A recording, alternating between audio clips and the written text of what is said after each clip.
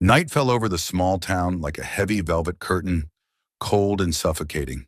Elara Morgan curled up on an old wooden chair inside a rundown shack of a house, the dim yellow light casting shadows across her face, highlighting the deep sorrow in her piercing blue eyes. Wind howled through the cracks in the door, whispering threats only she could hear. In front of her sat a stack of papers, her father's shaky signature sprawled across them next to a blood-red stamp. "You have to sign it, Elara. If you don't, they'll kill me." Mr. Morgan's voice trembled, his frail hands gripping the edge of the table. The stench of cheap whiskey clung to his breath, making Elara turn away to hide the pain clawing at her chest. The father who once held her in his arms and told fairy tales was now just a fading shadow, swallowed whole by gambling and debt. "What do they want from me?" Elara asked. Her voice was eerily calm, though her heart pounded in her chest. She had long mastered the art of hiding emotion, since her mother walked out, since the heartbreaks, since the endless nights working as a nurse to pay off her father's debts. Mr. Morgan dropped his gaze, unable to look her in the eye. "A contract, a marriage. The man, he's wealthy, secretive.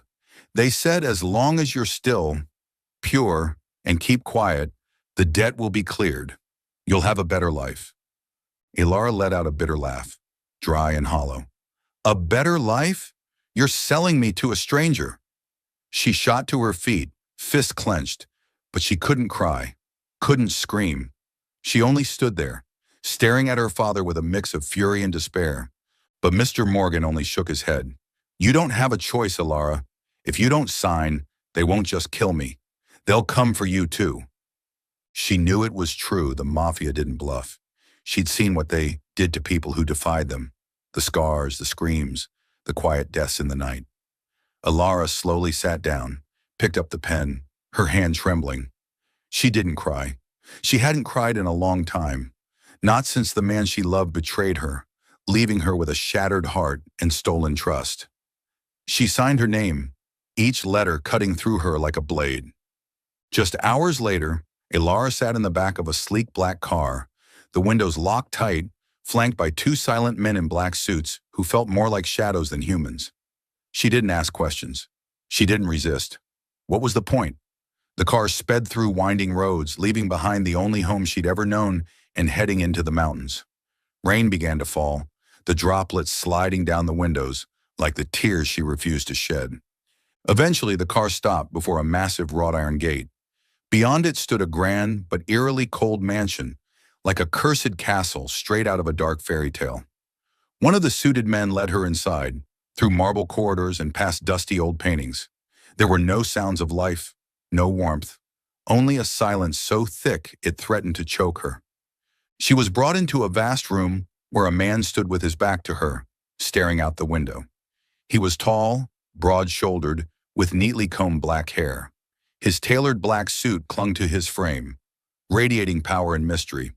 When he finally turned around, Elara nearly forgot to breathe. His face was sharp and cold, his eyes a haunting ash gray, devoid of emotion, as if life had drained all joy from him. But something, perhaps the small scar at his temple, or the flicker of pain in his expression, held her gaze. "I'm Gabriel Thorne," he said, his voice low and hard as granite. "From this moment on, you are my wife." Elara felt the blood rush to her head. Wife? She had never met this man, never even heard his name. But the look in his eyes allowed no argument. It was the look of a man who had lost everything and feared nothing. "Why?" she managed to ask, her voice hoarse with tension. "Why me?" Gabriel stepped closer, close enough for her to catch a faint hint of sandalwood cologne. He looked at her like he was appraising something rare. "Because I need someone like you," he said flatly, "and because you have no choice." She wanted to scream, to break something, but she stood still. He was right. She had no choice. Not today, not in this life. He pointed to a door that led to the hallway. "Your room is upstairs. Don't try to contact anyone. Don't ask about my past. And don't expect love. This isn't a fairy tale."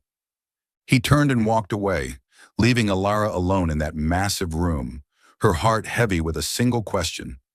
Why would a man like Gabriel Thorne need someone like her? That night, Ilara lay in an unfamiliar bed. The silk sheets were soft, but they couldn't warm the chill inside her. She thought of her father, her little town, those long nights at the hospital where helping others gave her a sense of purpose. Now she was a prisoner, trapped in a loveless marriage with a man whose darkness she couldn't begin to understand. She closed her eyes, trying to fall asleep, but Gabriel's face lingered in her mind. Those ash-gray eyes, cold yet enigmatic, like a puzzle she wasn't sure she wanted to solve. She told herself, "You'll survive this. You always survive." But somewhere deep inside, a small voice whispered, "Or maybe something's waiting for you here, in the dark." Morning light slipped through the thick silk curtains, casting a pale glow onto the cold marble floor of the mansion. Ilara woke slowly, her body aching as if she'd just run through a long nightmare. She lay still on the luxurious bed, listening to the heavy silence that blanketed the house. No bird song, no footsteps, not even the whisper of wind. Just silence. So complete it felt as if the outside world had ceased to exist. She sat up, her golden hair tangled and falling around her shoulders. The white silk nightgown she wore, something that had been prepared for her in the wardrobe, made her feel like a stranger in her own skin. Ilara Morgan, the humble nurse from a small town, was now trapped in a gilded cage she never asked for. She walked to the window, pulled the curtain aside, hoping to see some sign of life.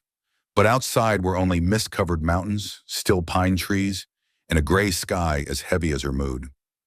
A soft knock on the door pulled her from her thoughts. "Come in," Ilara said, her voice raspy in the unfamiliar space. An older woman entered, her silver hair neatly tied back. She wore a housekeeper's uniform, her expression stern but not unkind. "I'm Mrs. Helen," she said, her voice calm and clear. "I'll be tending to your needs while you're here.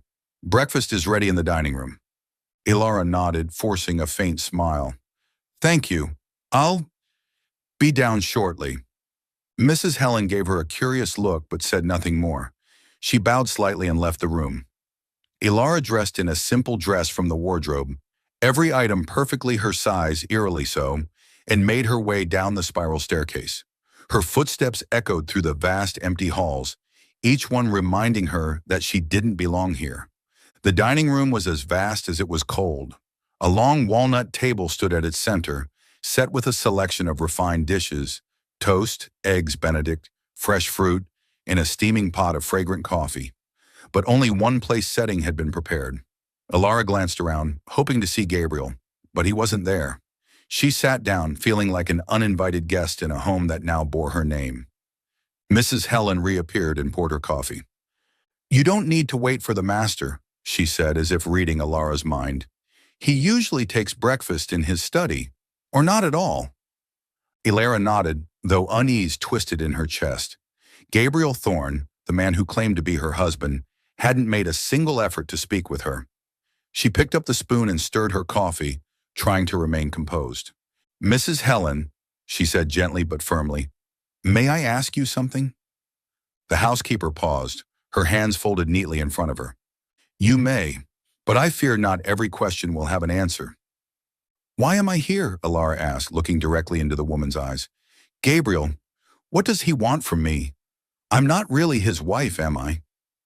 Mrs. Helen let out a quiet sigh, and for a moment something soft passed through her eyes. "Legally, you are his wife. As for what he wants, I don't think he even knows.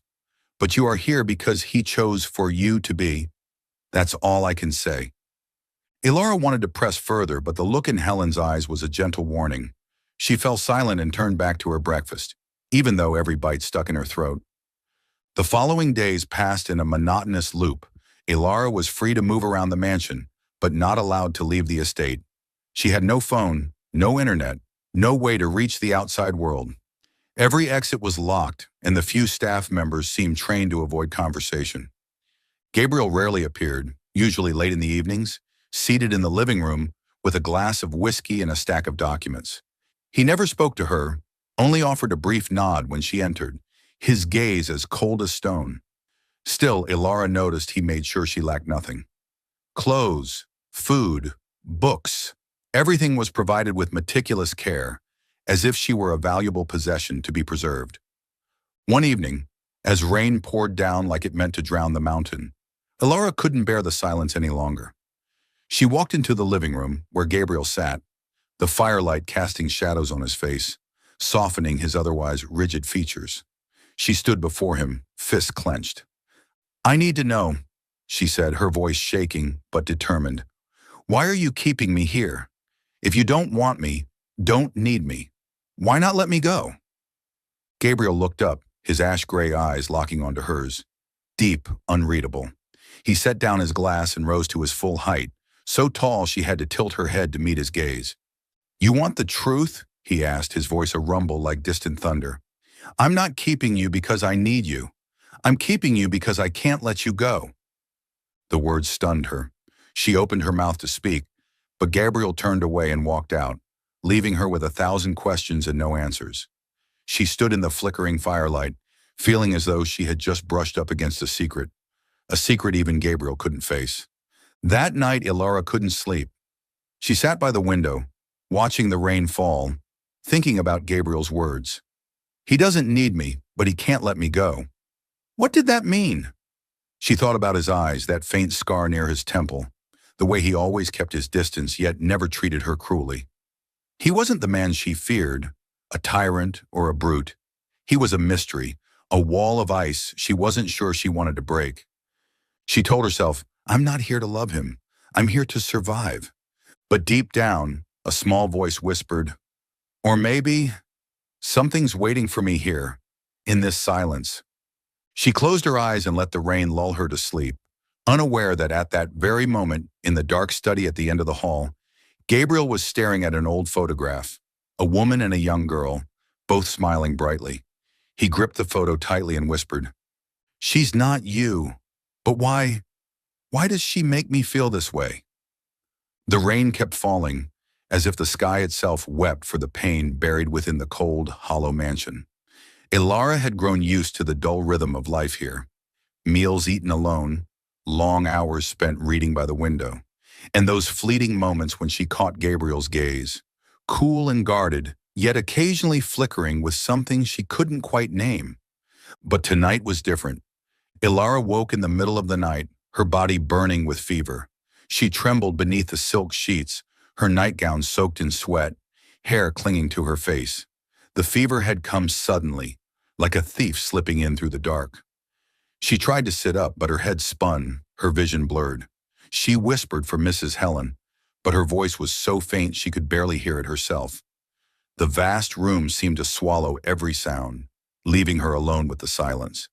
She didn't know how long she was unconscious, only that she vaguely remembered strong arms lifting her, the warmth of a solid chest easing the cold that gnawed at her bones. When she opened her eyes, the soft glow of a bedside lamp illuminated Gabriel's face. He was seated at the edge of her bed, one hand holding a cold cloth to her forehead, the other gripping a bottle of medicine. His ash-gray eyes weren't cold anymore. They were filled with worry, almost panic. "Don't move," he ordered, his deep voice tight with urgency. "Your fever's high. I called a doctor, but the mountain road is blocked by the storm. We have to wait until morning." Elara tried to respond, but her throat was too dry. She could only look at him, stunned by his presence.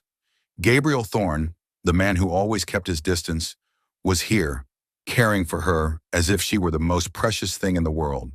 She felt the warmth of his touch as he adjusted the cloth on her head, his movements gentle, almost reverent. "Why?" she whispered, her voice weak. "Why are you doing this?" Gabriel paused, his gaze locking with hers, deep and unreadable.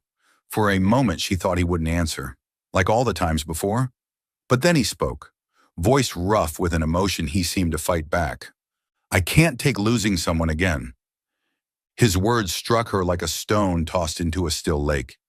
She wanted to ask more, to understand what lay behind that confession, but the fever pulled her under once more.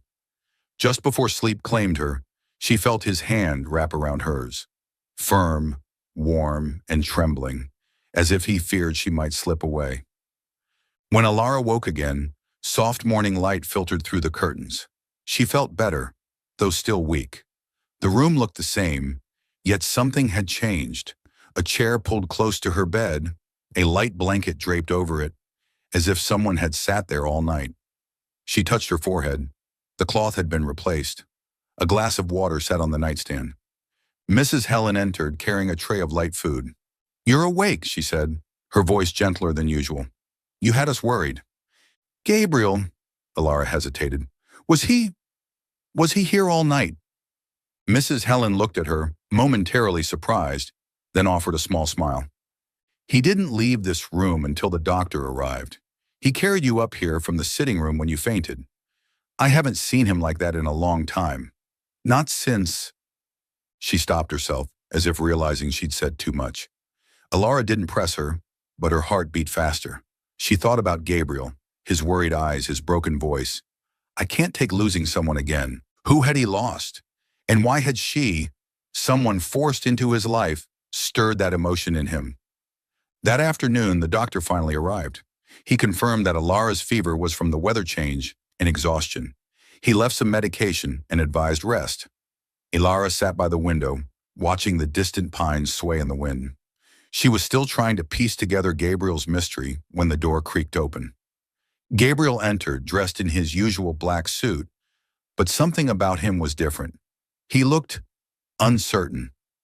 In his hands was a small tray with a bowl of hot soup and a crusty roll.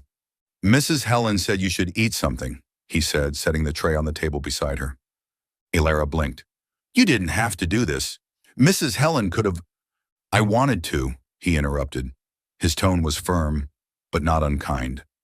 He stood there for a beat, unsure of what to do next, then finally sat down in the chair beside the bed. "How do you feel?"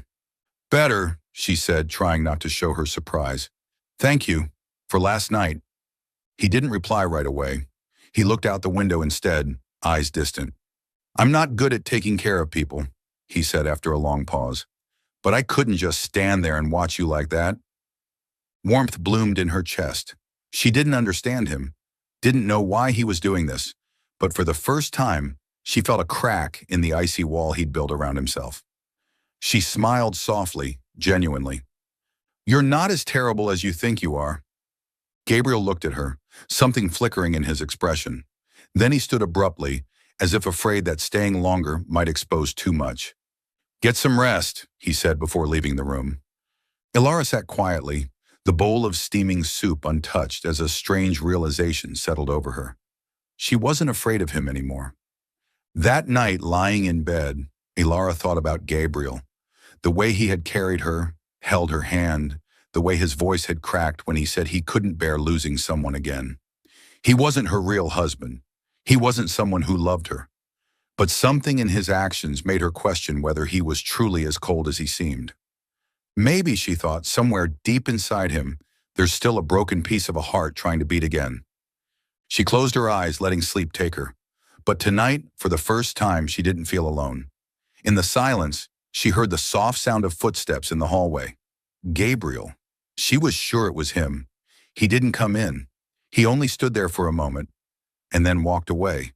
And for the first time since she arrived, Ilara smiled in her sleep.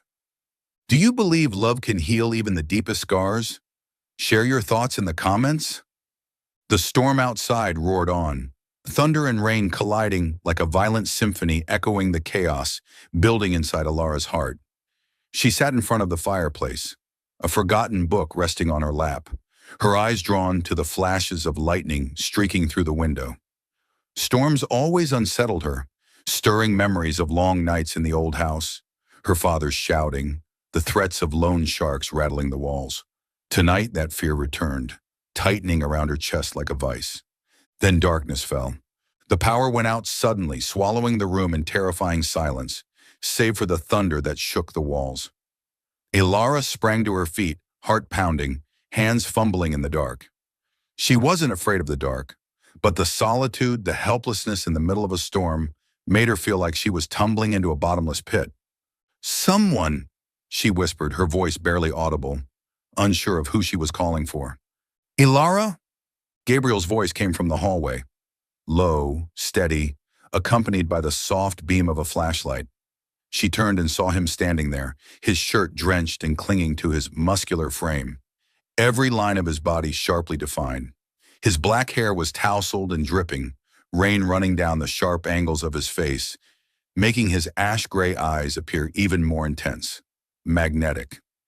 He had just returned, likely caught in the storm on his way back from the city. "I'm here," she answered, her voice trembling.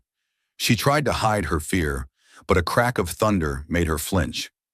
Gabriel moved toward her quickly, the flashlight casting her face into view, eyes wide, shimmering with panic. "Are you afraid of storms?" he asked. His voice wasn't mocking, only quietly concerned. Ilara bit her lip, unwilling to admit weakness. But the next thunderclap made her shudder, and the truth slipped through. Gabriel said nothing. He set the flashlight on the table, then gently pulled her toward the fireplace, where the embers still glowed faintly. He knelt, added more logs, and the flames roared back to life, casting warm light over them both. "Sit here," he said. His tone was commanding, but there was an irresistible softness beneath it. Ilara obeyed, pulling her knees to her chest and trying to steady her breath. Gabriel sat beside her, closer than she expected, the heat of his body slowly easing the cold from her bones. They sat in silence, the crackle of burning wood mingling with the rhythmic tapping of rain. Ilara stared into the fire, trying to ground herself, but she could feel Gabriel's eyes on her. He was watching her, not with his usual detachment, but with restrained hunger, like he was fighting something inside himself. She turned to face him, and their eyes met, deep, intense, like two flames colliding in the dark. "You don't have to stay," she whispered, her voice soft but steady. "I'll be fine." Gabriel tilted his head, the firelight illuminating the small scar near his temple, highlighting the pain he always kept hidden. "I don't want you to be alone," he said, his voice gravelly, every word sounding like a battle. "Not tonight." Those words struck like lightning, shattering whatever distance remained between them. Ilara felt her heart pounding, not from the storm, but from him. This man, so mysterious and cold, was now sitting beside her, his eyes devouring her with intensity. She didn't think. She didn't hesitate. She leaned in and pressed her lips to his, a bold kiss full of longing and defiance, as if daring both him and herself to feel. Gabriel responded instantly, no hesitation. His kiss was fierce, almost desperate, like something he had buried too long was finally breaking free. He pulled her into his arms, his strong hands gripping her waist, holding her tightly against him. The heat of his touch, the weight of his kiss, made the rest of the world disappear. They sank onto the rug before the fire, their shadows flickering across the walls. Gabriel paused for a breathless moment, staring into her eyes, his breathing ragged. "Ilara," he whispered, voice hoarse with desire and something deeper. "Are you sure? You've never—" "I haven't," she interrupted softly, her fingers brushing the scar on his temple. "But I want you. I'm not afraid." Her words ignited something in him. Gabriel kissed her again, deeper, more urgently. His hands moved over her body, slowly unfastening the silk nightgown, with a care that belied the fire beneath his touch. Every brush of his fingers, every kiss felt meaningful, like he was trying to memorize her into his soul. Ilara reached for him, her hands exploring the firm muscles beneath his damp shirt, feeling the steady beat of his heart. "I didn't think I could feel this again," he murmured between kisses, his voice cracking. "Not until you."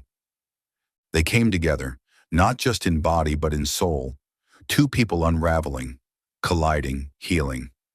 Gabriel's every movement was powerful but reverent, as if trying to erase every scar on both their hearts. Ilara clung to him, letting herself be swept away, surrendering to this moment where nothing else mattered. No past, no pain, just this. Outside, thunder roared and rain fell in torrents, but inside there was only heat. The firelight danced on their skin, painting a picture of intensity and tenderness. When it was over, they lay tangled in each other's arms, sweat glistening on their bodies, breaths mingled in the quiet. Gabriel pulled her close, his arms tightening around her like he was afraid to let go. He kissed her forehead and whispered, "You're not something I own, Ilara. You're everything I never let myself hope for." Alara smiled and rested her cheek against his chest, listening to the steady beat of his heart. She didn't know what tomorrow would bring, but tonight, in the storm, she had found something real, something hers. She closed her eyes, letting his warmth lull her to sleep. And for the first time, she felt like she belonged, right here, in the arms of the man who was holding her like she was his whole world. After the stormy night, the air inside the mansion felt lighter, as if the rain had washed away some of the cold that had clung to its walls for far too long. Alara woke in her now familiar bedroom, but this time she didn't feel alone. The warmth of the night before, of Gabriel's arms, still lingered on her skin, a tender reminder that she was no longer just a stranger in this house. She smiled, small but sincere, thinking of him, the mysterious man with the locked-up heart who had let her touch a hidden corner of it. She slipped into a soft, light blue cotton dress from the wardrobe, choosing something simpler, something that felt more like herself. When she came down the stairs, Gabriel wasn't in the dining room as usual. Mrs. Helen was clearing the table, and when she saw Alara, she offered a rare smile. "The master is in the garden," she said, her tone carrying a hint of meaning. "He said you should come when you're ready." Alara blinked. The garden? She had seen it from the window, but she'd never been allowed outside. The iron gates and the watchful eyes of the staff had always reminded her that she was a guest, under careful restrictions. But today felt different. She nodded, a flicker of curiosity and excitement stirring in her chest. The garden lay behind the mansion, hidden behind an old wooden gate. When Alara pushed it open, a cool breeze carrying the sweet scent of flowers washed over her, making her pause. Before her stretched a sea of lavender, a soft purple wave swaying gently beneath the morning sun. Tiny blossoms whispered in the wind, telling stories she had never been invited to hear. In the center of the garden stood Gabriel, sleeves rolled up, pruning shears in hand, looking strangely at peace. He glanced up at the sound of her footsteps, and a faint light flickered in his ash-gray eyes. "I thought you should see this," he said, his voice low but no longer cold. "It means something to me." Alara walked closer, unable to take her eyes off the lavender. "It's beautiful," she whispered, gently brushing her fingers across the soft petals. "Why didn't you let me come here sooner?" Gabriel was silent for a moment, his gaze lost in the field of flowers, as if staring into a distant memory. "I built this for my daughter," he said, voice raw and quiet. "She loved lavender. She said it made her feel like she was dreaming." Alara felt her heart tighten. His daughter. Gabriel had never spoken of family before, but now she understood. He had lost something irreplaceable. She didn't ask more. She simply stood beside him, letting silence say what words couldn't. "Can I help you take care of them?" she asked softly. "These flowers, they deserve to be loved." Gabriel looked at her, surprised. Then he nodded. "All right," he said. And for the first time, she saw a smile break across his lips. Not wide, not obvious, but enough to make her heart skip. A real smile. That afternoon, Alara decided to try baking in the mansion's enormous kitchen. She needed something normal, something warm and comforting to fight off the lingering weight of her past. Mrs. Helen guided her gently, but Alara, adorably clumsy, burned an entire batch of cookies. The smell of charred sugar filled the kitchen, and just as she was holding the blackened tray in dismay, Gabriel walked in. I'm sorry," she stammered, cheeks flushed. "I just wanted to try something normal." Gabriel looked at the tray, then at her, and to her astonishment he laughed, a deep, warm laugh that echoed through the kitchen, shattering the silence that had ruled this house for so long. Alara froze. She had never seen him laugh. She hadn't even believed he could laugh. But here he was. His face lit up, his usual sternness softened, revealing someone entirely new. "You're a disaster in the kitchen," he chuckled, eyes twinkling with something close to affection. "But I bet you'll get better." Alara burst into laughter, the tension melting away. "Oh, is that a challenge? Next time I'll bake something so good you'll be begging for more." "I'll hold you to it," Gabriel replied. In that moment, they weren't two strangers forced into marriage. They were just two people, sharing burnt cookies and blooming laughter between lavender fields and healing hearts.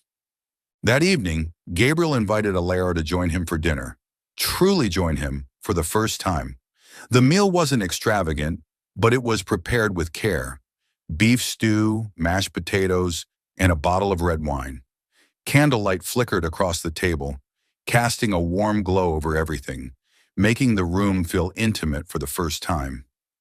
Ilara spoke of her days as a nurse back in the small town, the patients who made her laugh, those who made her cry. Gabriel listened, not just politely but deeply. He asked questions, offered quiet comments. She realized he wasn't just hearing her. He wanted to understand her. After dinner, they sat by the fireplace, each with a glass of wine. Gabriel told her about the lavender, how he learned to care for them to keep his daughter's memory alive. Lara's heart swelled.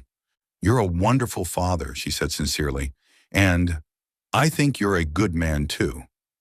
Gabriel looked at her, something stirring in his eyes, something unspoken, powerful.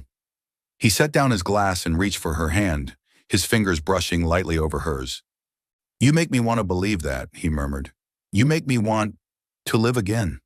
Ilara smiled and squeezed his hand gently. She thought of the stormy night, of the way they'd found each other in the dark. And now, in the soft glow of firelight, she felt something she hadn't dared admit until now. "I could fall in love with this man." When they rose to return to their rooms, Gabriel held her hand a little longer, his gaze saying what his lips didn't. Ilara walked up the stairs, her heart full and burning bright. She didn't know what the future held, but tonight she knew she had found a place to belong. Not within the mansion's walls, but in Gabriel's eyes, in his first real smile. In the days following their night by the fire, Ilara sensed a shift in the atmosphere of the mansion. No longer did it feel like a cold prison. Something in Gabriel's touch, his glances, had lit a quiet warmth that seeped into the once silent halls. They never spoke of that night, but their eyes did, deep, charged with meaning, as if exchanging a promise that needed no words. Ilara began to feel she wasn't just someone forced into this place, but someone meant to be part of Gabriel's world, even if that world was still laced with shadows. That morning, she woke to pale sunlight streaming through the curtains. She dressed in a soft knit dress and made her way to the kitchen, where the scent of toasted bread and coffee filled the air. Mrs. Helen was preparing breakfast, and Gabriel had already gone out, as he often did. But today he left something behind, a small note resting on the table. "Meet me in the lavender garden this afternoon. There's something I want to show you." Ilara read the words over and over again, her heart quickening. He had never left her a note before. This quiet gesture, this choice to reach out, made her feel both nervous and strangely hopeful. She spent the morning in the garden, trimming dry stems and watering the roots, soaking in the calm this place offered. Her thoughts kept drifting to Gabriel, to the story he'd shared about his daughter, to the grief in his eyes. She wanted to ask him more, to understand the full picture, but she knew he needed time, and she was willing to wait. That afternoon, just as Ilara was about to head to the garden, a sharp chime rang through the quiet mansion. The doorbell. She froze. Visitors were rare. Gabriel always knew in advance. Mrs. Helen hurried to answer it, and Ilara paused in the hallway, curiosity tinged with unease. A woman's voice sliced through the stillness, sharp, cool, and confident. "Tell Gabriel Sophia is here. I need to see him." Ilara stepped forward cautiously. Standing in the entryway was a tall, slender woman in her early 30s, with sleek brown hair and piercing blue eyes. She wore an expensive coat and radiated authority and mystery. When her eyes met Ilara's, she arched an eyebrow, more in judgment than curiosity. "And you are?" the woman asked, voice dripping with disdain. "The new maid?" Ilara stood tall, refusing to be intimidated. "I'm Ilara, Gabriel's wife." Sophia laughed, dry, bitter, and sharp. "Wife? Really?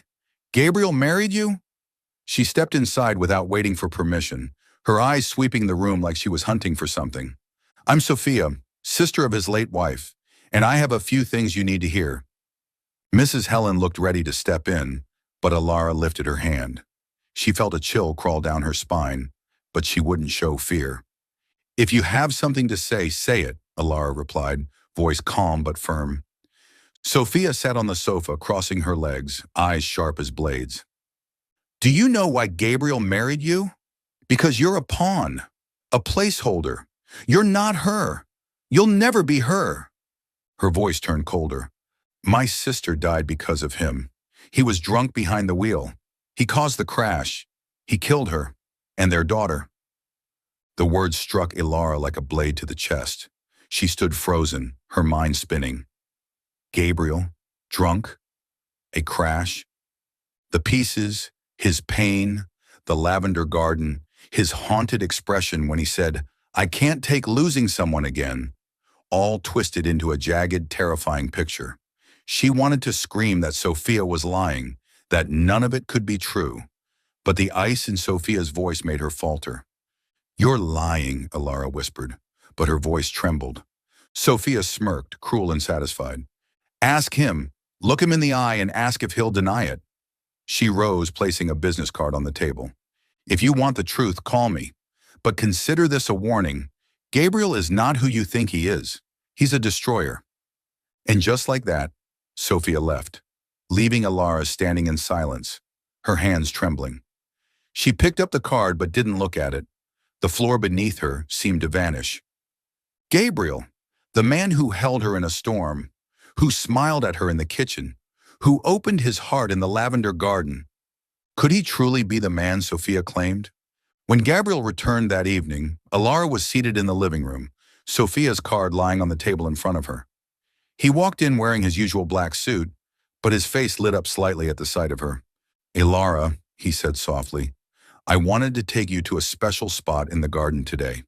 There's a lavender bush my daughter planted herself. He stopped when he saw her face. Ilara looked up, her blue eyes filled with pain and uncertainty. Gabriel, she interrupted, voice trembling. Someone came today. Sophia, she said she's your late wife's sister. Gabriel froze. His expression darkened immediately, like a wall slamming into place. Sophia, he repeated, his voice cold. What did she want? Ilara stood, heart pounding.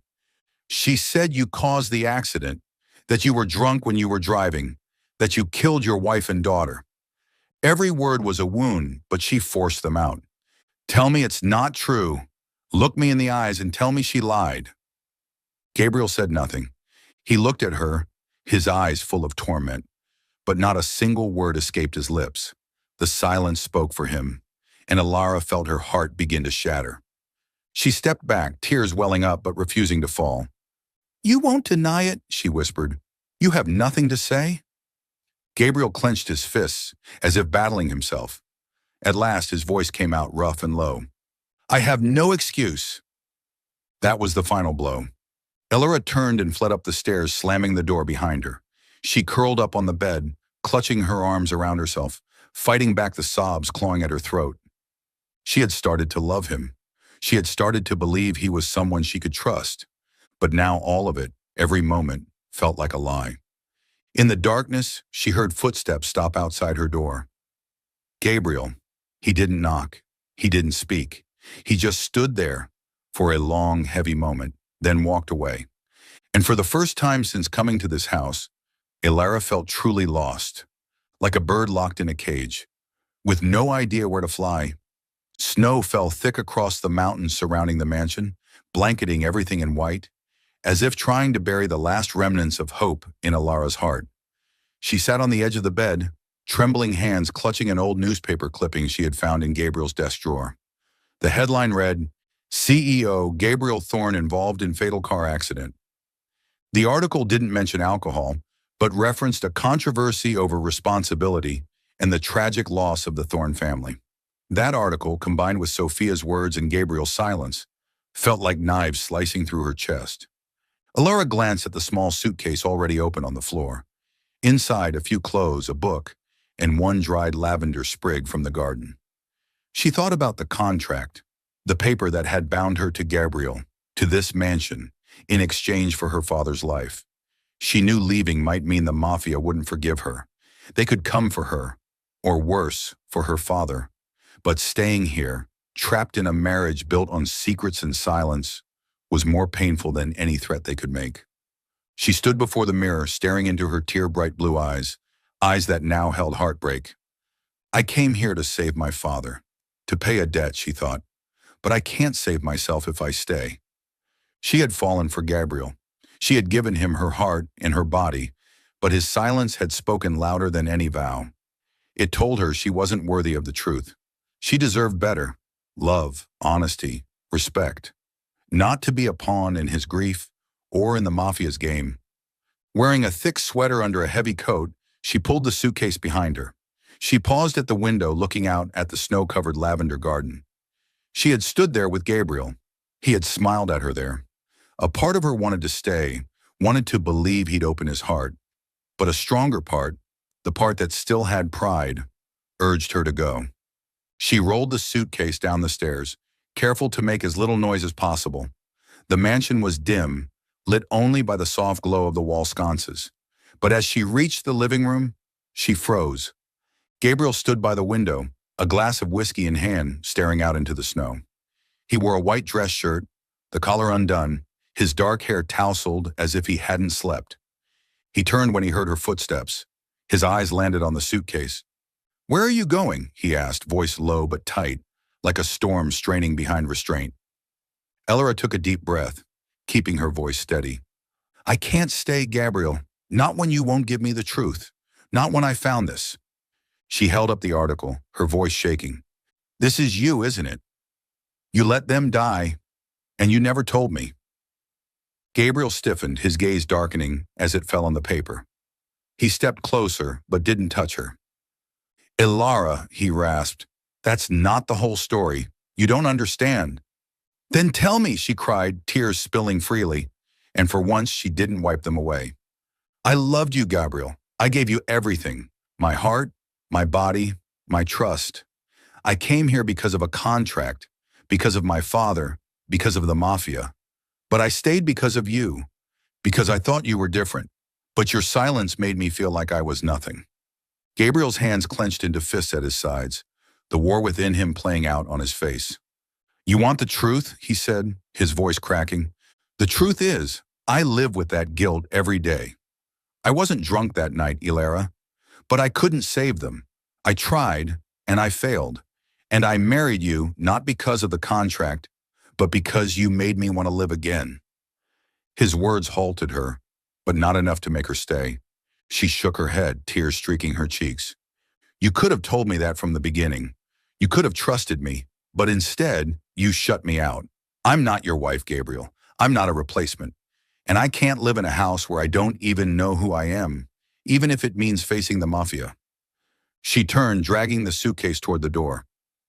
Gabriel followed and grabbed her hand, more desperately this time. "Elora," he whispered, voice fractured. "Don't go. I couldn't protect them, but I can protect you. I swear, they won't touch you." She stopped and looked up into his eyes, saw the pain, the pleading, the fear of losing her. But gently she pried his hand off hers. "Protect me," she said softly. "You couldn't protect me from the truth. I'd rather face the mafia than live with someone who can't open his heart. I deserve love, and I deserve to know the truth." She opened the door and stepped out. Gabriel stood frozen as the cold rushed in. Snow fell hard, landing on her hair, her coat cold, but not as cold as what had settled inside her chest. She didn't know where she was going.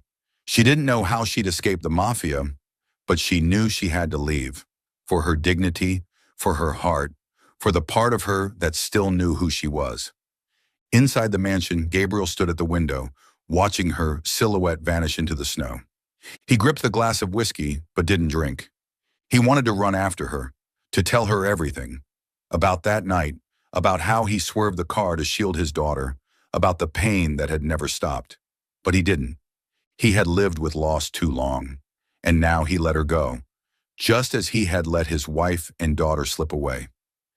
In the silence, he whispered, voice ragged, "I'm sorry, Elora. I'm sorry I wasn't brave enough to hold on to you. If you believe fate can bring two broken souls together, like and share this story with someone who needs it." Snow continued to fall, blanketing the winding mountain road and erasing Elora's footsteps. She dragged her small suitcase behind her, each step heavy with the weight of a broken heart. She had no destination, No plan, no shelter, but she knew she couldn't go back. Not after Gabriel's silence. Not after realizing she had fallen for a man she didn't truly understand. The mafia contract, the newspaper article, and Sophia's words haunted her like ghosts, but it was pride that had driven her from the mansion, even if the price might be her life or her father's. The mountain road was deserted, filled only with the whistling wind and the soft fall of snow. Ilara clutched her coat tighter around her body, her breath forming clouds in the freezing air. She tried not to think of Gabriel, of his pained eyes as she walked away, but his image lingered, unshakable. He said he would protect me from the mafia, she thought, but he couldn't protect me from the truth. She shook her head and forced herself to focus on each step, but deep down, fear was growing. The mafia didn't forgive those who broke contracts, and they would find her. Just hours later, her fear became reality. A black car emerged from the snow, its headlights cutting through the haze. Ilara stopped in her tracks, heart pounding. She wanted to run, but her feet felt frozen to the ground. Two men stepped out, their faces cold, eyes sharp as blades. She recognized one of them, the same man who had delivered her to the mansion the night she signed the contract. "Miss Morgan," the man said, his voice flat but threatening. "Did you really think you could run? This contract isn't a game. If you don't return to Thorn, your father will pay first. Then you." Ilara clenched her fists, trying to keep her voice from trembling. "I don't belong to him. I don't belong to anyone. Do whatever you want, but I'm not going back." The man smirked, stepping closer, his large hand wrapping around her wrist. "You're more stubborn than I thought. But the mafia doesn't care about pride. Come with us, or we'll drag you." Ilara yanked her arm back, but he was too strong. She screamed and kicked his leg, but another hand grabbed her hair and yanked hard. Pain shot through her scalp, but she didn't stop resisting, even knowing it was useless. And then, another set of headlights pierced the storm, followed by the roar of an engine. A second car skidded to a stop beside them. The door flew open, and Gabriel stepped out. His eyes were razor-sharp, filled with fury. He wore a black coat, hair soaked in snow, but his entire presence radiated danger. "Let her go," he said, voice deep and commanding. "Now!" The thug sneered, but there was hesitation in his eyes. "This isn't your business, Thorn." She broke the contract. "She belongs to us." Gabriel stepped forward without flinching. "She belongs to me," he said coldly. "And if you touch her again, I swear, your entire operation will pay." Before the man could react, Gabriel lunged, punching him square in the jaw. The second thug drew a knife, but Gabriel was faster, kicking the blade away and tackling him to the snow. Ilara stood frozen, heart racing, unable to believe what she was seeing. Gabriel, usually so controlled, was now fighting like a wild animal, ruthless and fearless, all for her. But the fight didn't last long. One of the men slashed Gabriel's shoulder with a blade, sending him staggering. Blood bloomed through his coat. Ilara screamed and rushed to him, but Gabriel shoved her aside and kept fighting, until the attacker collapsed unconscious. The other man fled, disappearing into the blizzard. Gabriel fell to his knees, gripping his bleeding shoulder. Ilara dropped beside him, tears streaming down her face. "Gabriel, why did you do this?" she whispered, voice shaking. "Why did you come?" He looked at her, his storm gray eyes filled with pain. "Because I can't lose you," he said hoarsely. "Not the way I lost them." Ilara couldn't speak. She helped him up and loaded him into the car, racing toward the nearest hospital, her heart pounding with fear, and something else she couldn't name. At the hospital, Gabriel was rushed into emergency care. Ilara sat alone in the hallway, her clothes stained with his blood, hands trembling in her lap. She thought about the way he had fought for her, the way he had said, "I can't lose you." She had walked away believing he didn't need her, but his actions said the opposite. When the doctor finally came out and said Gabriel would be okay, that the wound was deep but not life-threatening, Ilara felt her knees weaken with relief. She entered his room. Gabriel lay on the bed, shoulder bandaged, face pale but alert. Ilara sat beside him silently, then reached for his hand, warm and alive. "Ilara," he said, voice rough but steady, "I owe you the truth." Her heart thudded. Then tell me, she whispered. Everything. Gabriel drew a long breath, his eyes drifting into a haunted memory. That night, my wife and I were fighting. She wanted a divorce, said I wasn't the man she married anymore. We argued in the car, in the rain. I wasn't drunk, Ilara, I swear. But then, our daughter ran into the road. She just wanted us to stop fighting. I swerved to save her. The car hit a tree. My wife died instantly. My daughter, he closed his eyes. She survived 3 more days. I couldn't save them. I'll never forgive myself. Ilara's tears fell freely now, but she didn't let go of his hand. Why didn't you tell me? She asked, her voice breaking. Why did you let me think you killed them? Gabriel met her eyes, guilt etched across his face. Because I was afraid. Afraid you'd look at me the way I look at myself. A failure. I married you because of the contract, yes, but I kept you because you made me want to live. Not as a replacement, but as a reason to be human again. Ilara leaned forward, resting her forehead on his hand, her tears soaking his skin. I thought you didn't need me, she whispered. I thought I was just part of your past. Gabriel lifted his good arm and gently cupped her cheek. You're my present, he said firmly, and if you let me, I'll spend the rest of my life proving that. Ilara smiled through her tears and held his hand tighter. She didn't know what the future held. She didn't know what the mafia would do, but for the first time, she felt they truly belonged to each other. Not because of a contract, not because of the past, but because of the truth they finally dared to share. The pale morning sun filtered through the trees, casting soft light on the narrow road leading into the cemetery. Ilara sat beside Gabriel in a black car, her hand wrapped tightly around his, feeling the lingering warmth through the bandages still covering the wounds on his fingers. After several days in the hospital, Gabriel was well enough to be discharged, but the scar on his shoulder and the one buried deep within his heart were still reminders of all they had endured. Ilara looked at him. The gray in his eyes no longer held ice, but something fragile and peaceful, as if, through her, he had reclaimed a part of himself. Today, Gabriel was bringing her somewhere he had never brought anyone before, the cemetery where his wife and daughter were buried. I need you there, he had said the night before, his voice raspy but sincere. I need to say goodbye, and I want you to witness it. Ilara had nodded without asking more, though her heart thudded. This wasn't just a visit, it was a turning point, for him, for her, for what they were becoming. The cemetery lay on the outskirts of town, quiet and secluded, its gravestones lovingly maintained. Gabriel stopped the car and stepped out, opening the door for Ilara. He took her hand and led her down the gravel path to a small corner beneath an old oak tree. In front of them were 2 headstones, one large, one small, engraved with the names Clara Thorne and Lily Thorne. Beside them stood a vase of fresh lavender, undoubtedly placed there by Gabriel. Ilara stood silently, feeling the weight of this moment settle into her chest. She watched Gabriel draw in a long breath, gathering every ounce of courage. He knelt before the stones, placing his hand gently on the cold surface, his eyes drifting into memories only he could see. Clara, he began, voice trembling, I'm sorry. I'm sorry I couldn't protect you. I'm sorry our last words were a fight. I've lived with that guilt every single day, thinking I didn't deserve to be happy again. But I know you wouldn't want that. You always told me to find light, even in the darkest places.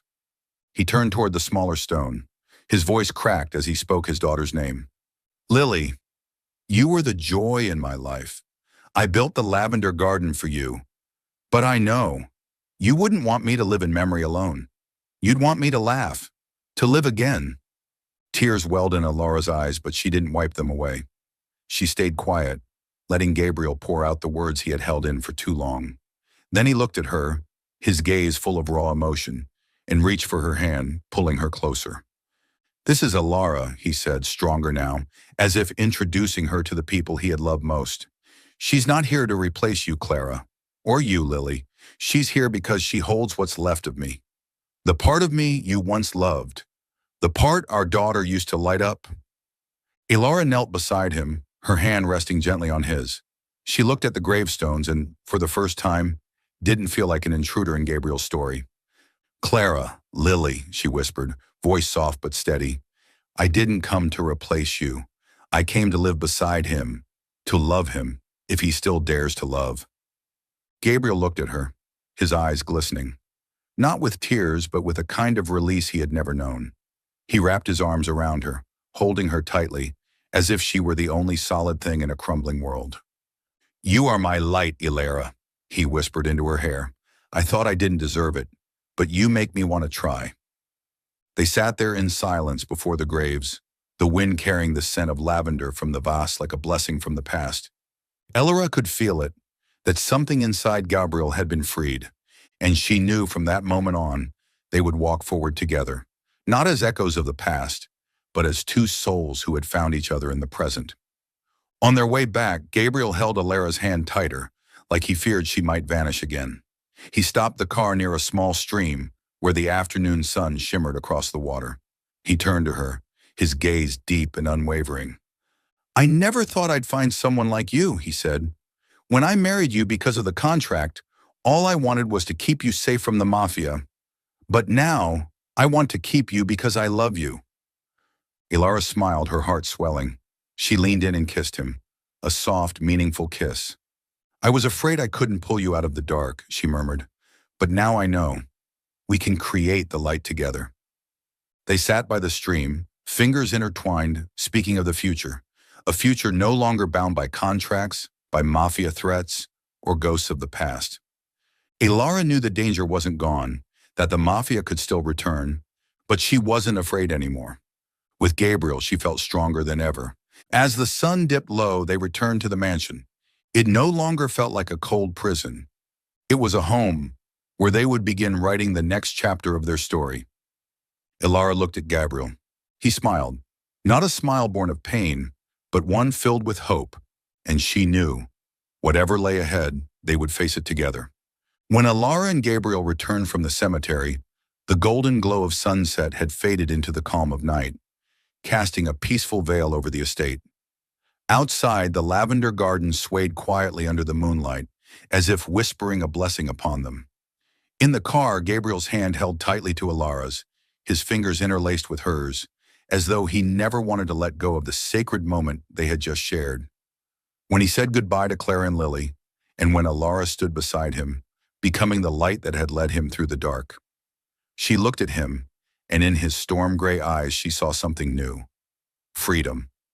She smiled, squeezing his hand gently, and he returned her gaze with a depth full of love. They entered the mansion slowly, not rushing, as if savoring every second together. Gabriel suggested they sit by the fireplace, and Ilara nodded, her heart warm at the thought. In the living room, the fire crackled softly, casting a golden glow across their faces. Gabriel sat down on the rug and pulled Ilara close beside him. Their shoulders touched, and his warmth seeped through the soft fabric of her dress.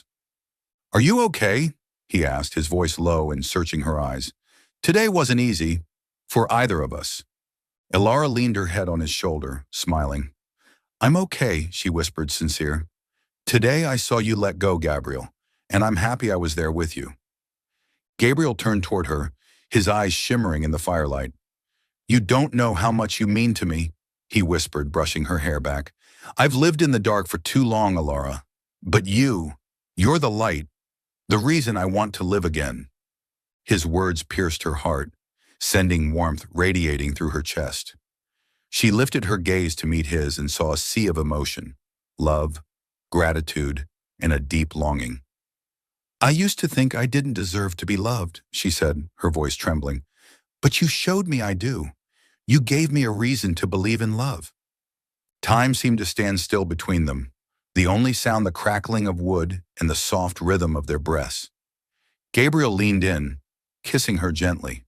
The kiss grew deeper, hungrier, as if they were giving each other every piece of their souls. He pulled back, his voice rough with emotion. Ilara, he murmured, I want you, not just tonight, but always.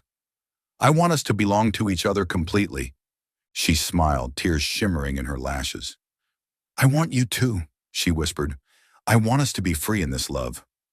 Without another word, Gabriel stood and gently lifted her into his arms, strong and tender.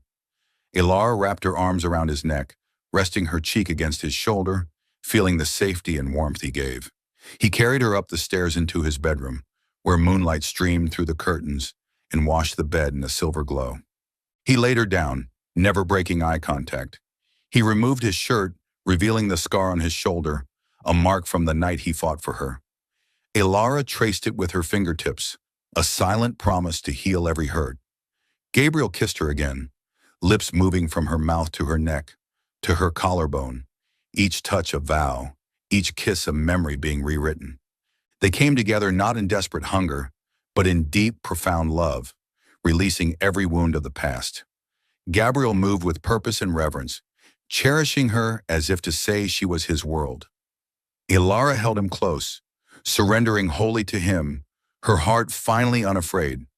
"I love you," she whispered, voice breaking with emotion as their bodies and souls melted into one. "Forever, Gabriel." He held her tighter, pressing his lips to her forehead. "I love you too," he said firmly, "in every lifetime." When everything quieted, they lay together, moonlight glistening on their skin like stardust. Gabriel cradled her in his arms, stroking her hair, whispering, "You're my home, Ilara. You're where I always want to return." Ilara smiled, nuzzling into his chest, listening to his heartbeat. "And you're my light," she murmured. "The reason I dared to love." 1.5 years later, the mountain estate had become a true home, filled with warmth and laughter. The lavender garden bloomed year-round, and the marble walls were now adorned with paintings and family photos. Laughter echoed from the living room, where Ilara was playing with their 6-month-old son, Ethan, a baby with Gabriel's storm-gray eyes and her radiant smile. Not long after that fateful night by the fire, Ilara had discovered she was pregnant. It was a gift from life itself, as if the universe was blessing their love. She kissed Ethan's cheek, joy filling her heart. Gabriel walked in, sleeves rolled up, and his eyes lit up at the sight of them. He had become a devoted father, a loving husband, no longer haunted by the shadows of the past. Kneeling, he kissed Ethan's forehead and looked at Ilara with a knowing glint in his eyes. "Can Mrs. Helen watch Ethan for a little while?" he asked softly, a bit nervous. "I have something to show you." Curious, Ilara smiled and handed Ethan to Mrs. Helen, who stood nearby. Gabriel led her into the lavender garden, where golden sunlight bathed the purple blooms in a dreamlike glow. At the center of the garden, a small table was set with candles, flowers, and a bottle of red wine sparkling in the fading light. "Gabriel, what are you doing?" she asked with a soft laugh, but her heart raced when he knelt down and pulled out a small velvet box. Opening it, he revealed a white gold ring with a deep sapphire stone, as blue as her eyes. "Ilara Morgan," he said, voice steady and full of love. "Our first wedding was forced, a contract. But today I ask you again, not for the mafia, not because of the past, but because I love you and I love Ethan. Will you be my wife, truly forever?" Tears welled up in Ilara's eyes. She dropped to her knees and embraced him, whispering, "Yes, Gabriel, I will be your wife, every day, every moment, forever." Gabriel slid the ring onto her finger and pulled her into a deep emotional kiss, surrounded by waves of lavender. They held each other in the golden dusk, the light wrapping around them like a blessing. Ilara looked into his eyes and saw her whole world, a husband, a father, a man who had fought to love and to be loved.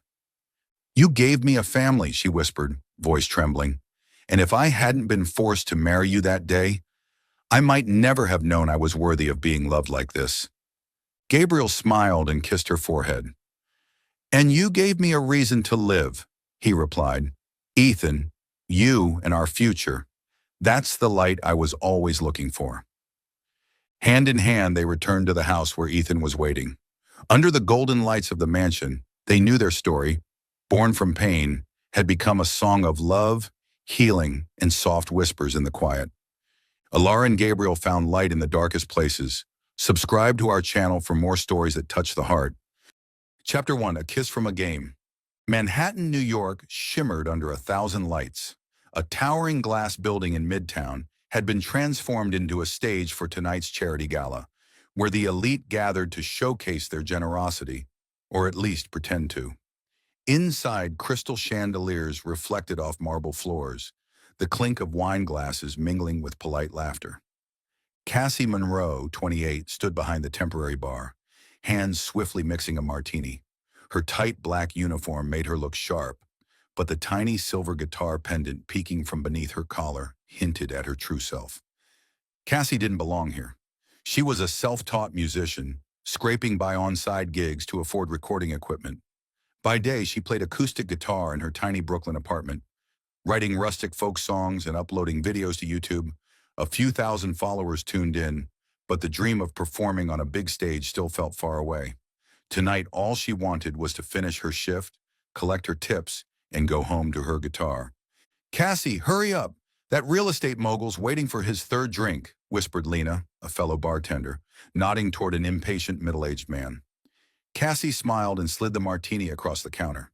She was used to the fast pace of events like this, polite smiles avoiding the curious gazes of the guests. But tonight, something felt off. Maybe it was the sip of wine she'd had during break, or maybe it was the glint in Lena's eyes, like she was about to stir up trouble. As the crowd thinned, Lena pulled Cassie and two other co-workers, Miguel and Tara, into a shadowed corner behind the bar. "We need a little fun," Lena declared, raising a bottle of Prosecco she'd borrowed from storage. "Let's play truth or dare. Whoever refuses drinks the whole glass." Cassie rolled her eyes but couldn't resist Lena's mischievous grin. She took another sip of Prosecco, warmth spreading through her. "All right, but keep it tame," she said. The first round flew by. Miguel picked truth and admitted to faking sick to skip work. Tara picked dare and danced a ridiculous jig on the floor. When it was Cassie's turn, Lena arched an eyebrow. "Truth or dare, girl?" Cassie hesitated. She didn't like talking about herself, the past, the unfinished songs, or the dreams she kept buried. "Dare," she said, voice trembling slightly from the alcohol. Lena grinned wickedly.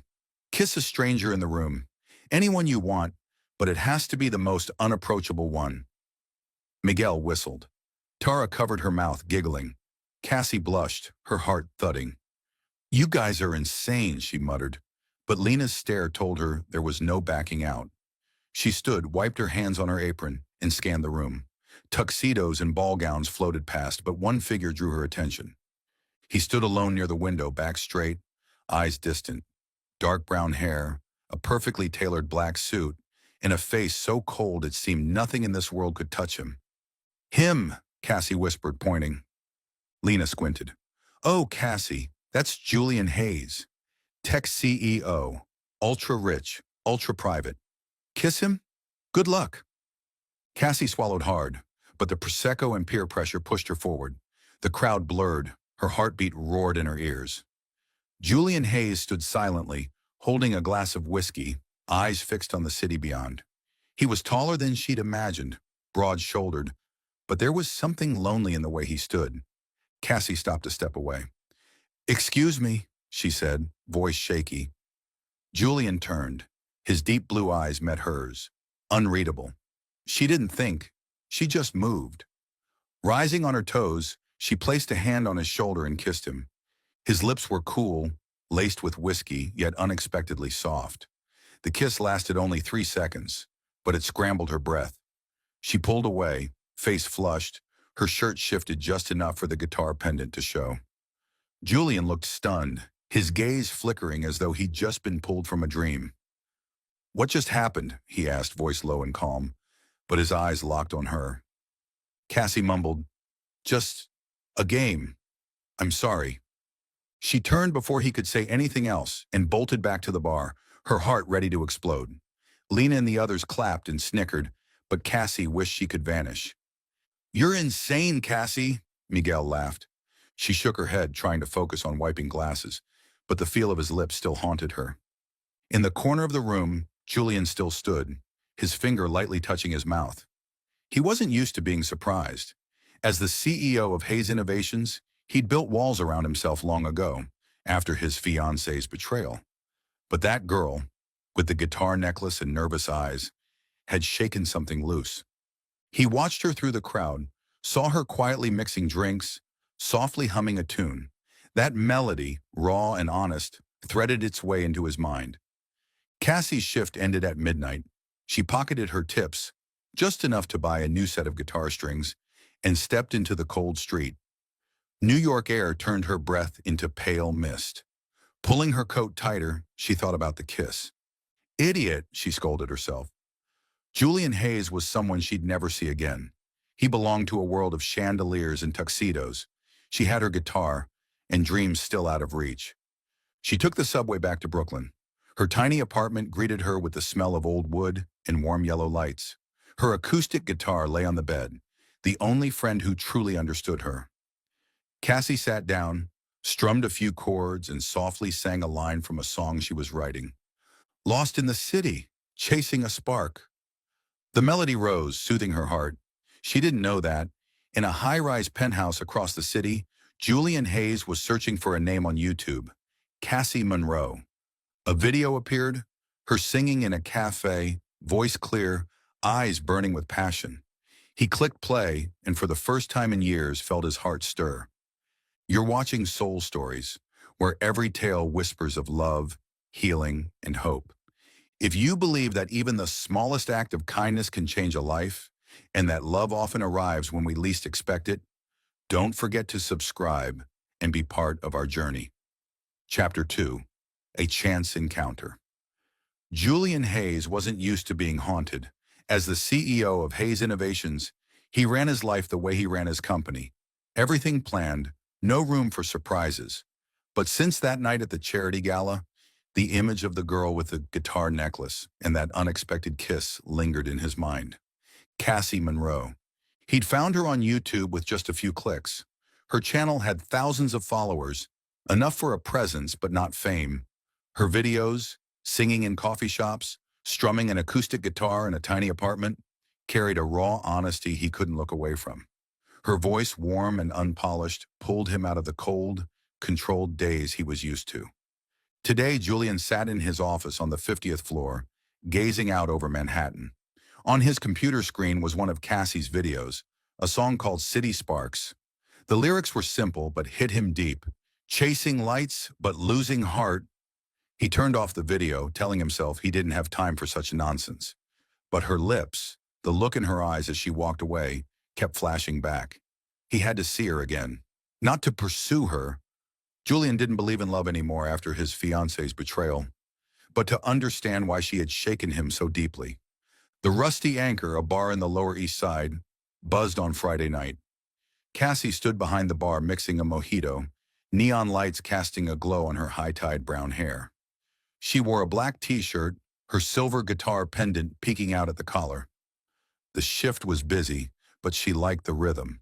It helped her forget the stupid kiss from last week. Julian Hayes.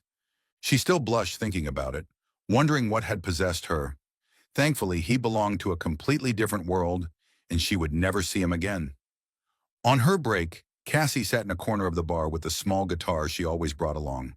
She liked to sing a song to relax, and tonight she picked one of her own, Under the Noise. Her voice rose, gentle yet full of emotion, telling a story of dreams buried beneath the hum of city life.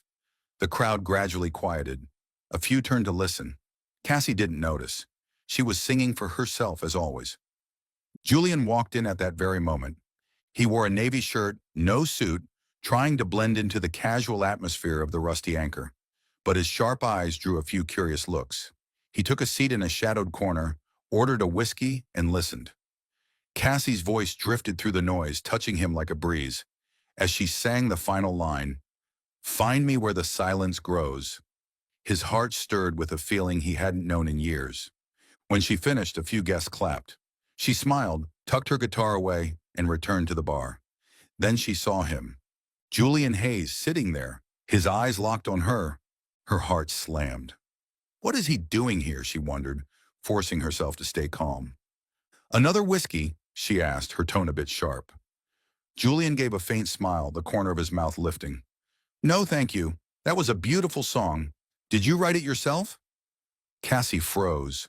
She hadn't expected him to notice, let alone recognize her.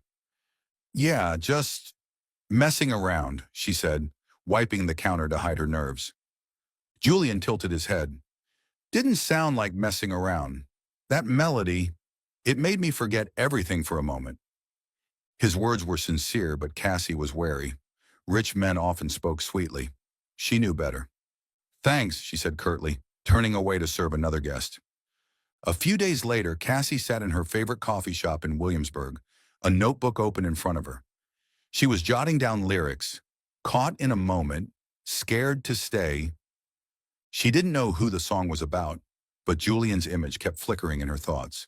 She shook her head, telling herself it was just leftover noise from that silly kiss. Julian appeared, as if summoned from her mind. He wore a knit coat, looking more approachable than last time, but still unmistakably him. Another coincidence, he said, sliding into the seat across from her with a polite nod. Cassie raised an eyebrow. Is it really? Julian smiled, not denying it. I saw you writing something. Lyrics? He asked, nodding toward the notebook, curiosity in his eyes. Cassie snapped the notebook shut, slightly annoyed. Are you following me, Mr. CEO? Julian raised his hands in mock surrender. Not following. I just like your music. It's real. Cassie studied him, searching for the usual fake charm, but saw only rare sincerity. They started talking, awkwardly at first, then more naturally.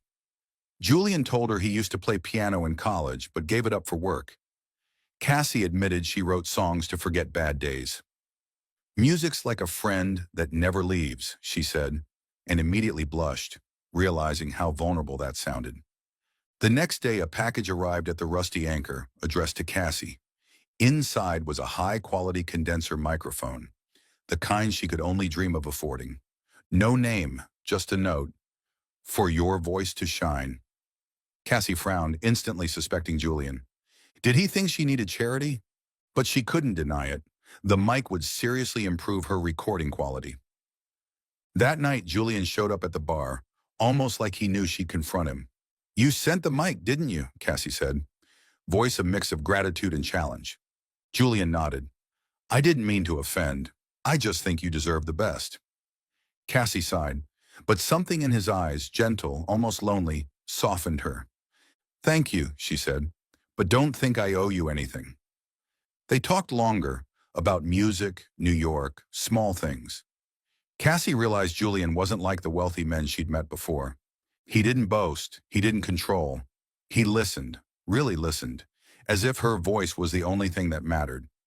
As the bar neared closing, Julian set down his glass.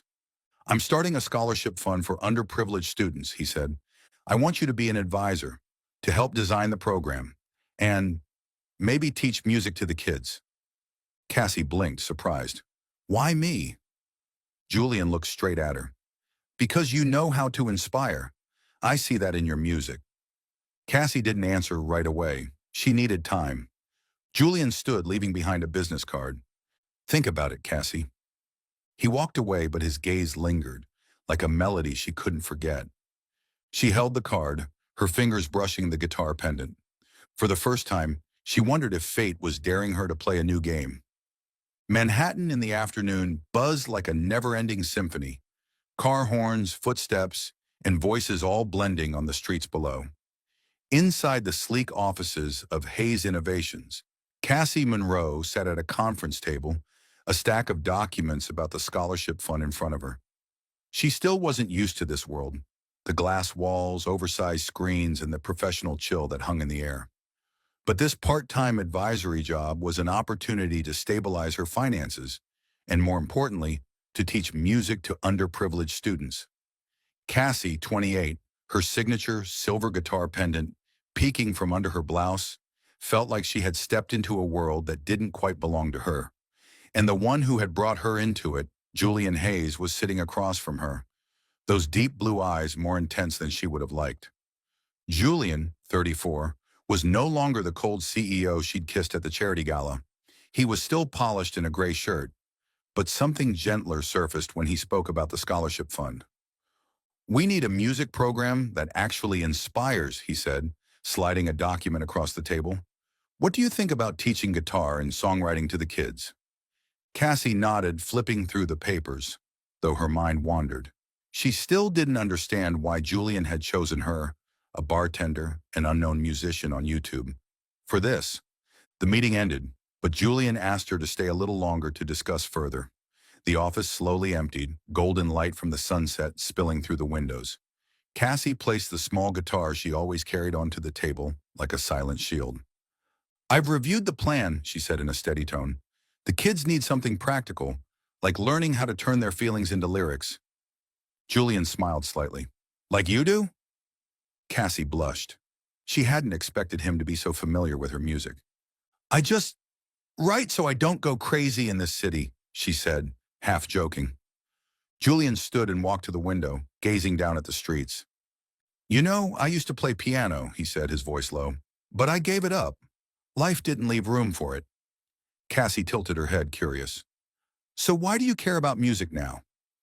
Julian turned back to her, a shadow in his eyes. "Because it reminds me that I used to feel things." The mood shifted, more intimate. Cassie began strumming a few chords on her guitar, a nervous habit. Julian sat down closer to her, not too close, but near enough for her to feel his presence. "How did you write your first song?" he asked. Cassie paused, her fingers brushing the guitar pendant. She wasn't used to opening up, but his eyes, sincere and non-judgmental, made it easier. "I was 20, she began quietly. "I dated this guy. Thought it was love. He said he'd help me record professionally, but he just wanted money.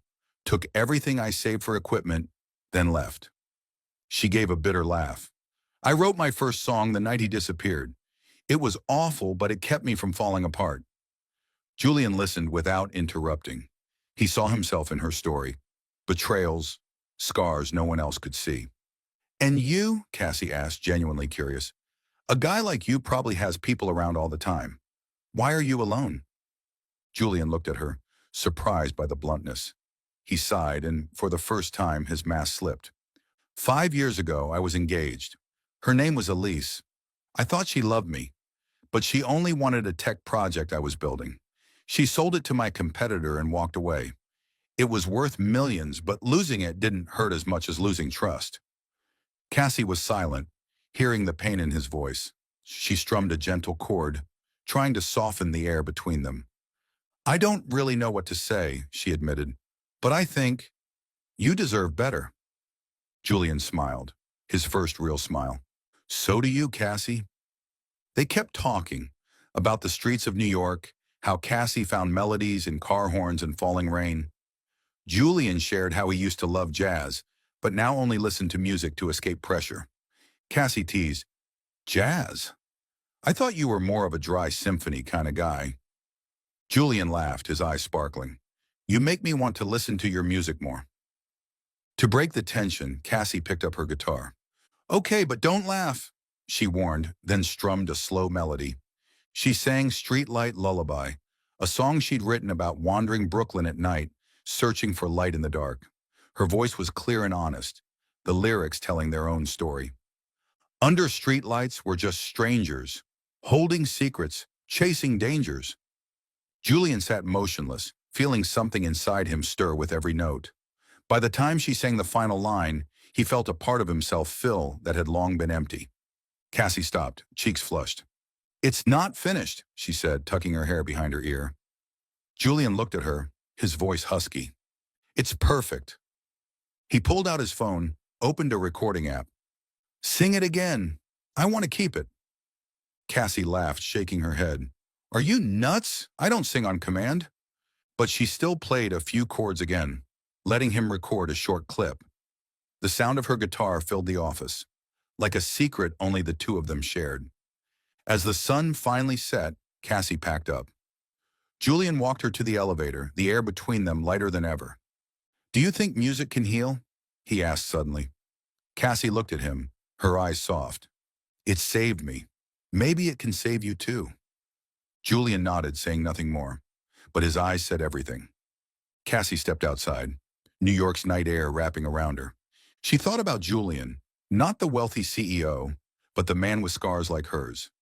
Back in his office, Julian replayed the recording. Cassie's voice rang out, raw and real. "Under streetlights, we're just strangers." He saved the file to his phone, a rare smile tugging at his lips.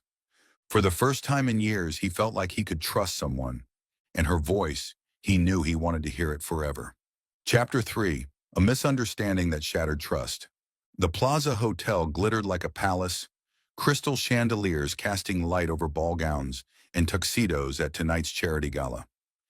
Cassie Monroe stood near the bar, wearing a borrowed black dress from Lena, feeling like a stray note in a symphony of luxury. Julian Hayes had invited her as a consultant for the scholarship fund, but the way he'd looked at her over the past few weeks, gentle, attentive, told a deeper story. She had begun to believe that maybe, just maybe, he saw her as more than an unknown musician. But tonight her heart was uneasy, like she sensed a storm was coming. Julian's scholarship fund was the centerpiece of the event. On the giant screen, a video played showcasing the students the fund had helped, backed by Streetlight Lullaby, the song Cassie had written. Her voice echoed through the ballroom, raw and emotional, silencing the crowd. Julian stood on stage speaking about the fund's mission, but his eyes scanned the audience for her.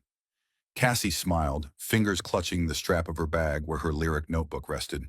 She wasn't used to being in the spotlight, but for Julian, she had said yes. After his speech, Cassie was invited on stage to answer questions about the music program. She stepped into the bright lights, heart pounding. A reporter with a sharp smile raised her mic. "Ms. Monroe, your song in the video is deeply moving, but I've heard it bears a strong resemblance to a track by Lila Gray. Did you borrow inspiration from her?" Cassie froze as if punched in the gut. Streetlight Lullaby was her soul, born from nights wandering Brooklyn. "No," she answered, voice trembling. "I wrote that song myself. I don't know Layla Gray." The crowd murmured. The reporter pressed on, sweet voice laced with venom. "Really? Then what about the rumor that you once dated Martin Kessler, Mr. Hayes' biggest competitor? Did he get you this opportunity?" The room went still. Cassie felt the blood drain from her face. Martin Kessler. 4 years ago, when she was just a 24-year-old hopeful musician, Martin had approached her, claiming to be a music producer. He promised to get her into a studio, but only used her to network with artists and sponsors, then disappeared once she was no longer useful. She hadn't known he was a tech businessman or that he had any connection to Julian. She looked at Julian, standing near the stage. His face had darkened.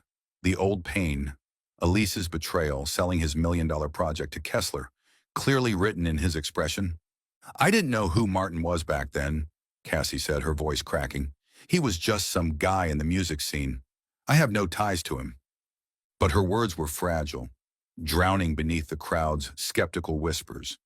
The reporter smiled, moving on to another question, leaving Cassie shattered on stage. She stepped down, legs shaky, and found Julian in a corner of the ballroom. He stood alone, fingers clenched around a whiskey glass. "Julian," she said, pleading, "I didn't know Martin was your rival. He lied to me, used me. And the song, it's mine." Julian looked at her, his eyes colder than she had ever seen. "You were his," he said, voice low. "And now you're here, in my project. And I'm supposed to believe that's coincidence?" Cassie blinked, tears spilling. "You think I'm like him? After everything I've shared with you?" Julian stepped back, his expression caught between pain and doubt. "Elise said she was innocent too," he muttered. "She took everything I built and gave it to Kessler. I don't know who to trust anymore, Cassie." His words cut like blades. Cassie backed away, her voice breaking. "If you want someone without a past, without mistakes, then I'm not her." She turned and ran, fleeing the ballroom, leaving behind the lights and laughter. Outside the plaza, the New York night was bitterly cold. Cassie hugged herself, trying to hold back the sobs. She had opened her heart to Julian, sung for him, and he met her with suspicion. Her song, the thing she cherished most, was now being called a stolen work. She called a cab and returned to her small apartment in Brooklyn. In the dark, she sat by the window, watching the city lights. But she didn't touch her guitar. Tonight, music couldn't soothe her. Back inside the ballroom, Julian stood alone, whiskey glass empty. Cassie's voice still played on the screen. "Under streetlights, we're just strangers." He remembered her singing that in his office, how sincere her eyes had been. But Martin Kessler's name loomed like a ghost. dragging the pain of Elise back to life. He wanted to believe Cassie, but the fear of betrayal was louder. He pulled out his phone and replayed Streetlight Lullaby. Her voice made his heart ache. He had been wrong to say what he did, but he didn't know how to fix it. Julian left the gala without a word. In the back of his car, he listened to her song, Eyes Distant. He wanted to find her, to apologize, but fear held him back. In Brooklyn, Cassie held her notebook and wrote one line. Trust is a song I forgot how to sing. Tears fell as she closed it. Two hearts in the same city, now separated by a melody no one was singing. Early autumn in Pennsylvania was gentler than New York. Tree-lined roads blanketed with golden leaves and the air crisp and clean. Cassie Monroe stood before a small classroom in a community center in a struggling town, her acoustic guitar in hand, guiding a group of kids through basic chords. She had left New York 3 weeks ago, taking a volunteer teaching position through a nonprofit she had contacted long ago. She needed space, not just from the city, but from Julian Hayes and the crushing doubts he had voiced at the charity gala. But even here, among children's laughter, her heart remained heavy, like a song still missing its chorus. Cassie rented a small room in a local boarding house, just big enough for her guitar and lyric notebook. She tried to find her spark again, but every chord reminded her of Julian's eyes, tender in the office, cold at the gala.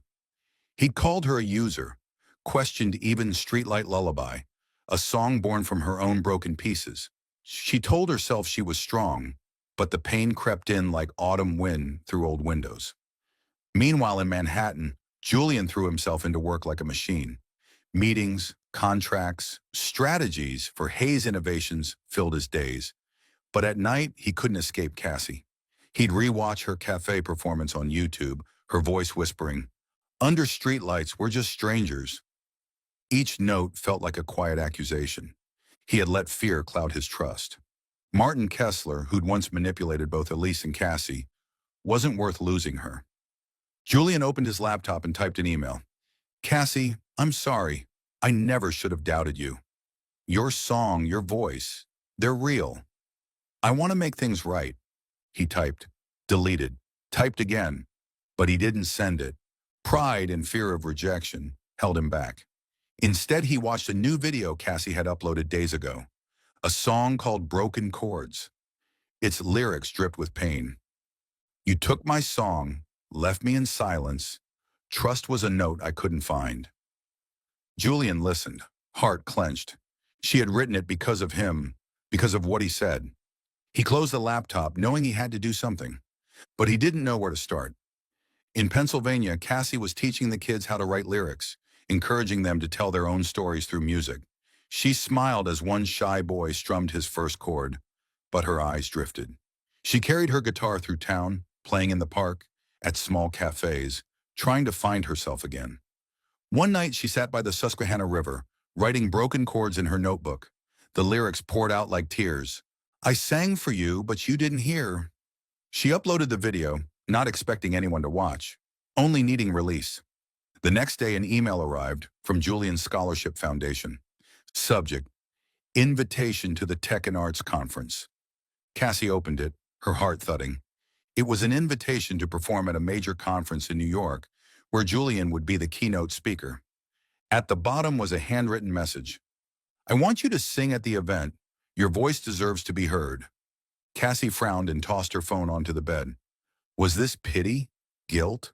She didn't respond. She decided to stay in Pennsylvania. She didn't need Julian's stage or his gaze. But every night after the kids went home, Cassie sat alone and played her guitar. She tried writing something new, but the melodies always circled back to Julian. His rare smile, the way he had once listened to her, like her voice was the only sound in the world. She shook her head, telling herself she didn't need him. But when a student asked, Miss Cassie, have you ever sung for someone you loved?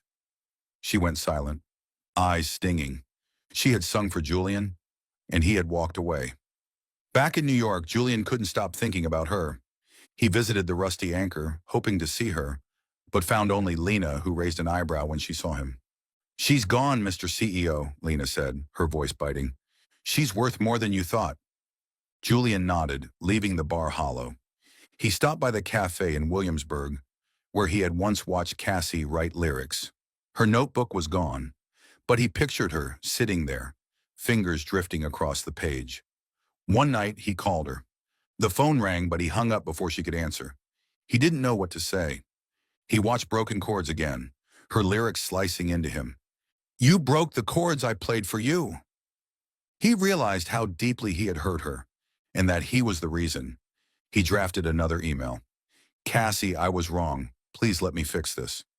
But once again, he didn't send it. He feared she wouldn't forgive him, feared she no longer needed him. In Pennsylvania, Cassie received a message from Lena. "The CEO showed up. He looked wrecked. He asked about you." Cassie read it, heart tightening, but she didn't reply. She focused on the kids, teaching them a cheerful song about fall. But when one little girl hit the wrong note, giggled and said, "I'm sorry, Miss Cassie." Cassie thought of Julian. He had never apologized aloud. But that look in his eyes at the gala, pain, confusion, said he never meant to hurt her. She opened his email again, rereading the handwritten note, "Your voice deserves to be heard." She wanted to delete it, but her finger paused.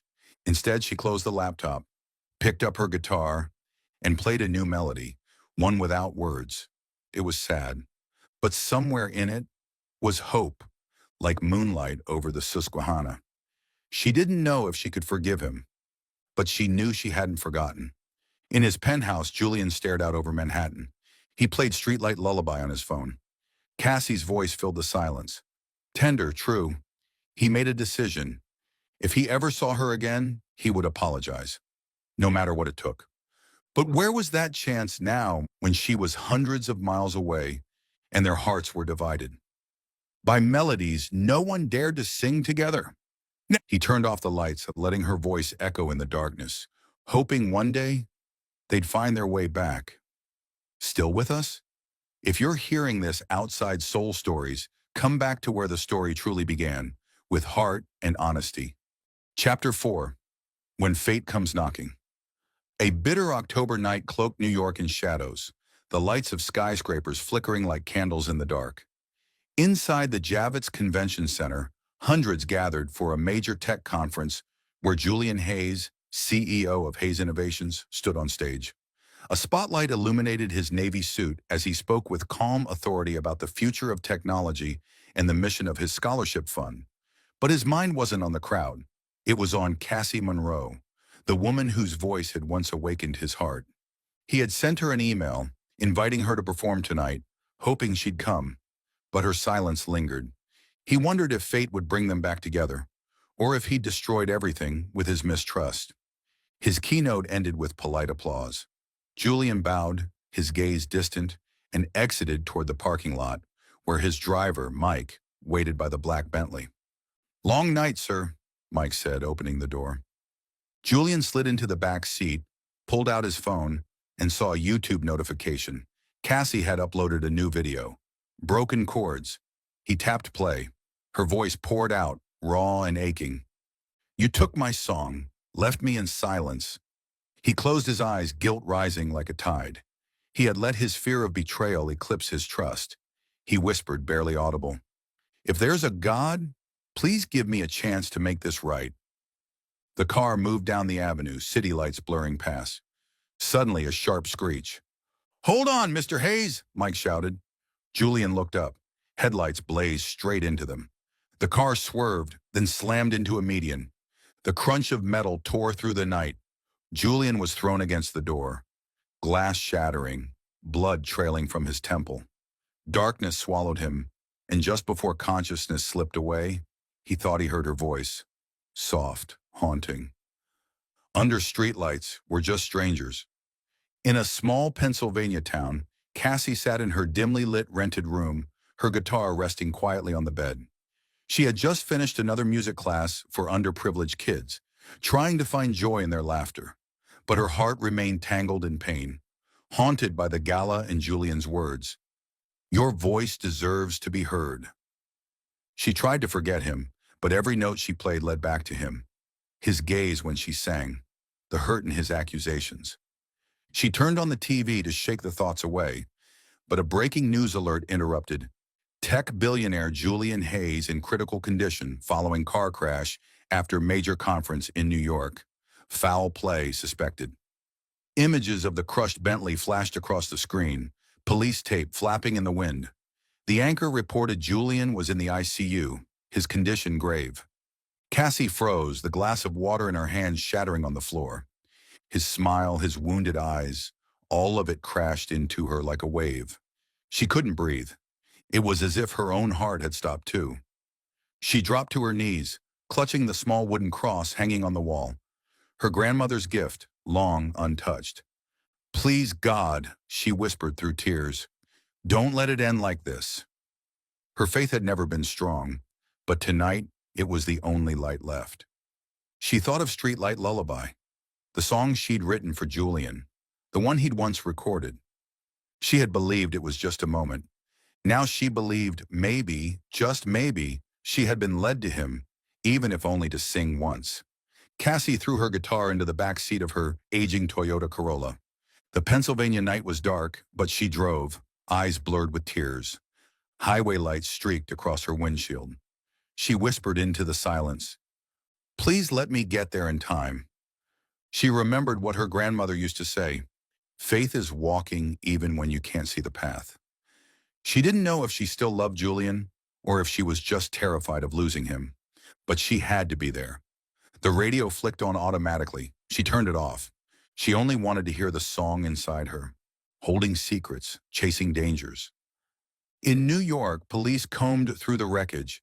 The Bentley's brake lines had been deliberately cut, an act of sabotage. A typed threat had arrived at Hayes Innovations that morning. Drop the project, or next time, no one survives. Investigators suspected Martin Kessler, the same man who had once manipulated both Elise and Cassie. Media outlets swarmed with headlines: "Tech mogul assassination attempt," "Rival sabotage or scandal." But in the ICU at Mount Sinai Hospital, Julian lay unconscious, machines beeping in rhythm with his fragile heartbeat. Unaware of the storm outside, Cassie drove through the night 6 hours without stopping. At a gas station, she gripped the cross in her pocket, whispering, "Please keep him safe." As dawn broke, she reached New York. She parked outside the hospital, hair tangled, guitar slung across her back. Inside, a nurse guided her to the ICU. Only family was allowed in, but she was permitted to look through the glass. Julian lay still, head bandaged, face pale, an oxygen tube beneath his nose. Cassie froze, tears streaming silently. It felt like the world had collapsed. She sank onto a bench outside the room, her guitar beside her. A nurse passed by, gave her a kind look, but said nothing when Cassie began to hum softly. Streetlight Lullaby. Just above a whisper, "Under streetlights, we're just strangers." Her voice cracked, but she kept singing, like a prayer, a plea, a lifeline.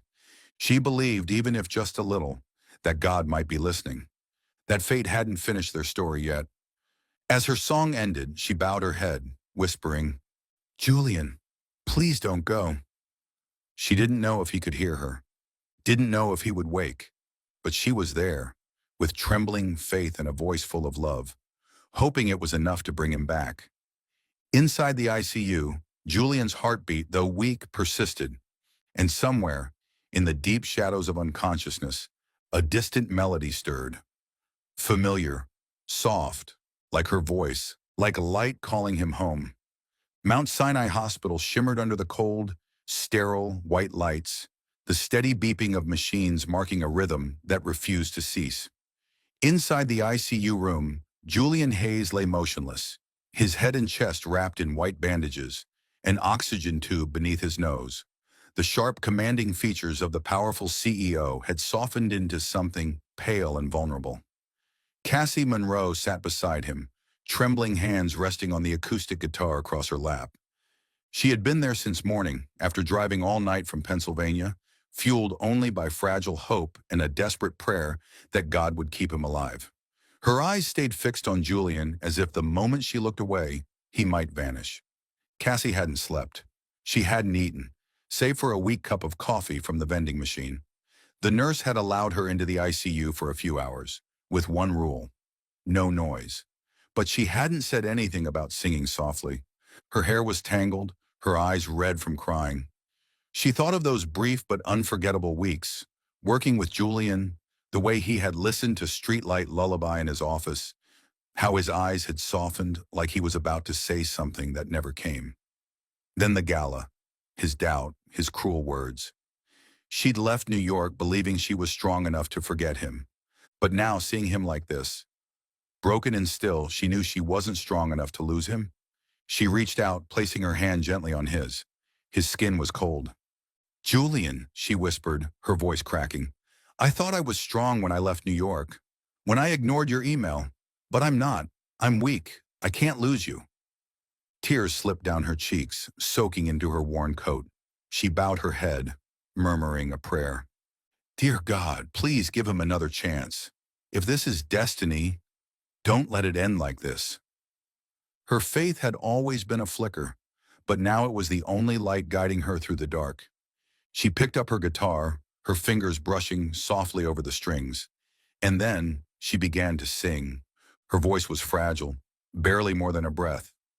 "Under streetlights, we're just strangers, holding secrets, chasing dangers." The melody drifted through the room like incense, sacred, trembling. She sang not for performance, not for praise, but as prayer. Each note was a lifeline, tying her to him. When she reached the final lines, her voice broke completely. "I love you, Julian. Whether you hear me or not, I love you." She lowered her head, tears soaking her sleeves. And then something. A faint squeeze. His fingers wrapped loosely around hers. Cassie froze, breath catching in her throat. She looked up. His eyes were still closed, but a single tear trailed from the corner of his eye. "Julian?" she whispered, voice shaking. He didn't respond, still hovering somewhere between unconsciousness and wakefulness. But the pressure of his fingers, subtle, deliberate, was enough. She clutched his hand, sobbing openly now, the moment a fragile miracle in her arms. God had heard her. Somehow, against all odds, he had heard. She refused to leave, even when the nurse gently reminded her visiting hours had ended. Cassie pulled out her notebook and began to write. Lyrics scribbled hastily, born from emotion and need. "In the quiet, I found you. Through the darkness, faith pulled through." There was no title yet, only a heartbeat and a promise. She kept glancing at Julian, half expecting him to open his eyes at any moment. She whispered, "You have to wake up, Julian. I still owe you a song." Outside the ICU, the world churned. News crews camped in the hospital lobby, headlines flashing across screens. Billionaire tech mogul survives assassination attempt. Brake lines cut, all eyes on rival Martin Kessler. Police confirmed the crash had been deliberate, and all signs pointed to Julian's longtime nemesis, Kessler, the same man who had once deceived both Elise and Cassie. But inside that hospital room, none of that mattered. Cassie didn't care about enemies, business, or the media. She only cared about the man in the bed. She reached into her pocket, fingers finding the small wooden cross her grandmother had left her. She clutched it tightly. God brought me here, she thought. Now please, keep him with me. She stayed at the hospital all day, only stepping away for a brief moment to call Lena. "I'm not going back to Pennsylvania right now," she said quietly. On the other end, Lena sighed. "You love him, don't you?" Cassie didn't respond. She just said, "Thank you." She returned to Julian's bedside and began to write again. She wrote about faith, about love, about things she once believed she wasn't worthy of. Each line on the page was a step closer to him, closer to healing what was broken. Near midnight, the doctor entered, glancing at Julian's chart. Cassie rose to her feet, heart racing. "Ms. Monroe," the doctor said in a calm voice, "he's past the critical phase. His vitals are stabilizing. He'll need rest, time, but he's going to recover. It may take weeks or longer." Cassie nodded, tears sliding down her face again, this time out of relief. "Thank you," she whispered, eyes on Julian. He was still unconscious, but the slight squeeze of his hand, the single tear down his cheek, it had been enough. She knew he had heard her. Somewhere in that dreamlike void, he had reached for her. She sat back down, placing her notebook beside the bed. She didn't sing anymore. She just held his hand, feeling warmth slowly return to it. She leaned close, whispering, "I'll be here, Julian, no matter how long it takes." She looked toward the window where the lights of New York glittered like scattered notes of a song. And deep in her heart, stronger now than ever, was the belief that destiny had led them to each other, and that God would lead them through this night. Inside the ICU, Julian's heartbeat continued, steady and true. A quiet melody beginning again, promising one day they would sing it together. Chapter 5. A Fragile Reunion. Autumn sunlight filtered softly through the blinds of Mount Sinai Hospital, warming the recovery room where Julian Hayes lay. 4 days had passed since the accident. Though he was no longer in the ICU, his body remained weak, a fresh scar peeking from beneath the bandage on his forehead. Cassie Monroe sat by his bedside, hands clasped tightly, her expression tender but anxious. She had been there from the moment he was admitted, leaving only briefly to shower and call Lena. Her faith, both in God and in the fate that had led her back to Julian, was the flame that kept her steady, even as her heart fluttered every time she looked at him. Julian opened his eyes, the blue of them dimmed by medication, but brightening when they met hers. "You're here," he rasped. Cassie blinked back tears and smiled. "I'm not going anywhere." Her voice trembled as she told him about the overnight drive from Pennsylvania, about the moment she saw him still and unconscious in the ICU. "I sang to you," she said softly. "Streetlight lullaby. I prayed God would let you hear me, let you stay." Julian listened, a dull ache rising in his chest, but it was softened by warmth. He remembered her voice, distant, like light in a long tunnel, pulling him back from the dark. "You stayed the whole time," he murmured, as if needing confirmation. Cassie nodded, fingers brushing the small wooden cross in her pocket. "I couldn't leave you alone." He reached for her hand. The motion made him wince, but he managed it. "Cassie," he said, his voice raw, "you're here when I have nothing. No power, no reputation. You're my family." His words fell like a prayer, bare and honest. Cassie bowed her head, tears spilling down her cheeks, though her smile bloomed through them. "I wrote that song in the ICU, for you," she admitted. "I didn't realize how much I loved you, until I almost lost you." Julian squeezed her hand gently. His eyes said what his voice couldn't. "I heard you. Your voice was my light." The door opened, breaking the moment.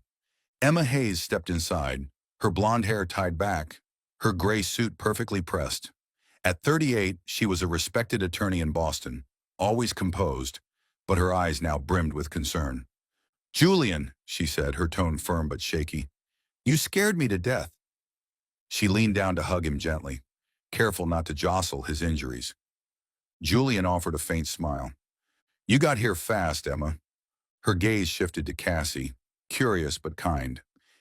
"And you are—" Julian introduced her without hesitation. "Cassie Monroe. She saved me." Emma gave Cassie a nod of quiet appraisal, then softened. "Thank you," she said. "Rachel told me you've been here since the beginning." Rachel Nguyen, Julian's assistant, entered just behind Emma, holding an iPad and a bouquet of yellow daisies. At 30, she was efficient, loyal, and rarely frazzled. Today, she looked visibly relieved. "Boss," she said with a teasing smile, "don't scare me like that again." She placed the flowers on the table and updated him. "Mike, your driver, has a sprained wrist and some bruises, but he's home resting. He sends his regards." Cassie listened quietly, feeling like she'd just stepped into another part of Julian's life. Emma sat, recounting how she had flown in the moment she heard. "Our parents have been gone a long time. It's always been just the two of us," she said, looking at her brother. "You've always kept things to yourself. But this time, I really thought I'd lost you." Julian squeezed her hand. "I'm okay, because of Cassie." Emma looked at Cassie with gratitude. "Looks like my brother finally found someone worth trusting." Rachel shifted the conversation to work, explaining that she was coordinating with police about the crash. Moments later, Detective Ramirez arrived, handing Julian a business card. "The brake lines were cut," Ramirez said grimly. We received an anonymous threat targeting your project. Our prime suspect is Martin Kessler. Julian's expression darkened. He explained how Kessler had manipulated both Elise and Cassie for personal gain. Cassie froze at the name, pain flashing across her face. "We'll help the police," she said firmly. "He's hurt enough people." Julian gave her a look full of respect. Emma nodded. "I'll provide any legal support needed." Once Ramirez and Emma departed, Rachel lingered just long enough to urge Julian to rest. "The company's fine, boss. Just focus on healing," she said, then winked at Cassie before leaving. Silence returned to the room, intimate and still. Julian turned to Cassie, his voice softer. "Your voice didn't just save me, it can inspire others."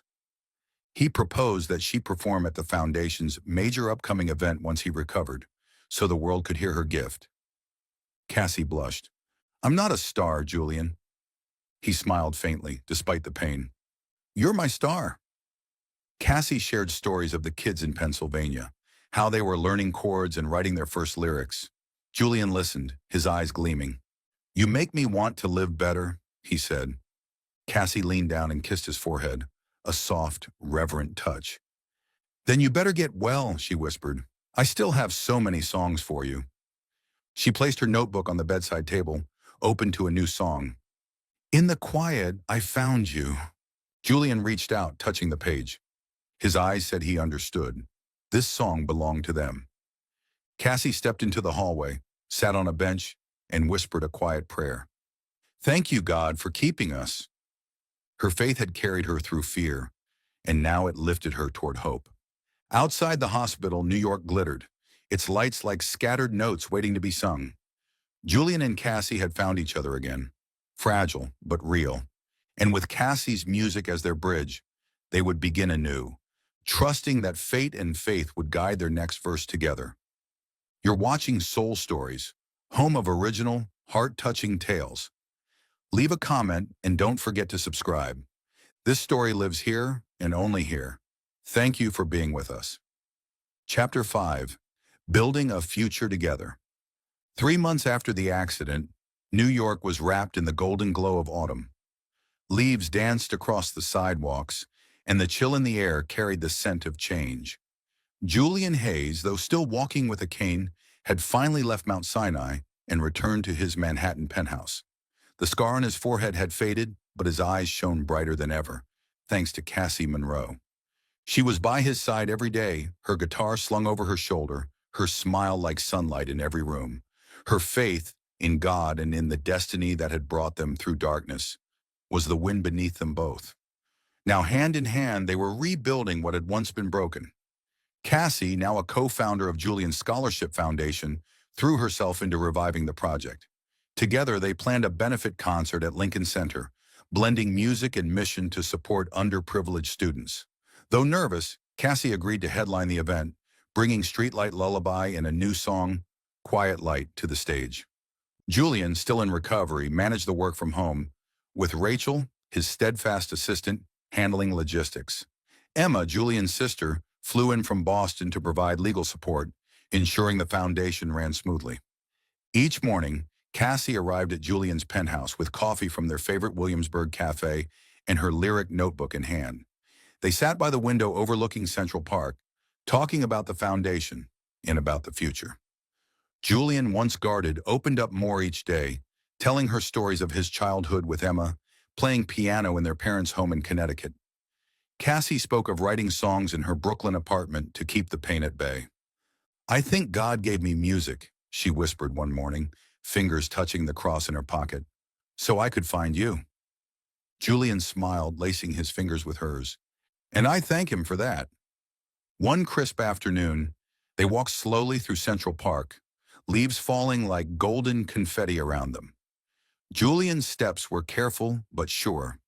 They paused at Bow Bridge, where sunlight shimmered on the water like scattered notes. Julian, in a soft navy sweater, reached into his coat and pulled out a small silver ring, engraved with 2 simple words, "First kiss." His eyes met hers, steady and sincere. "Cassie," he said, voice low, "our first kiss started as a dare, but it became the beginning of everything. If that was chapter 1, would you write the rest of our story with me? Cassie blinked, her eyes filling with tears.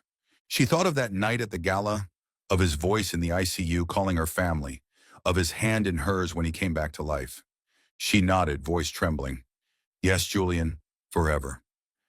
He slipped the ring onto her finger and pulled her into his arms, clumsily with the cane, but with all the warmth of a man reborn. They kissed, gentle, deep, like a prayer answered. Cassie whispered, "Thank you, God, for bringing us here." Julian kissed her forehead. "And for bringing me you." Back at the penthouse, Rachel was waiting with news from Detective Ramirez. "The police found evidence," she said, handing Julian an iPad.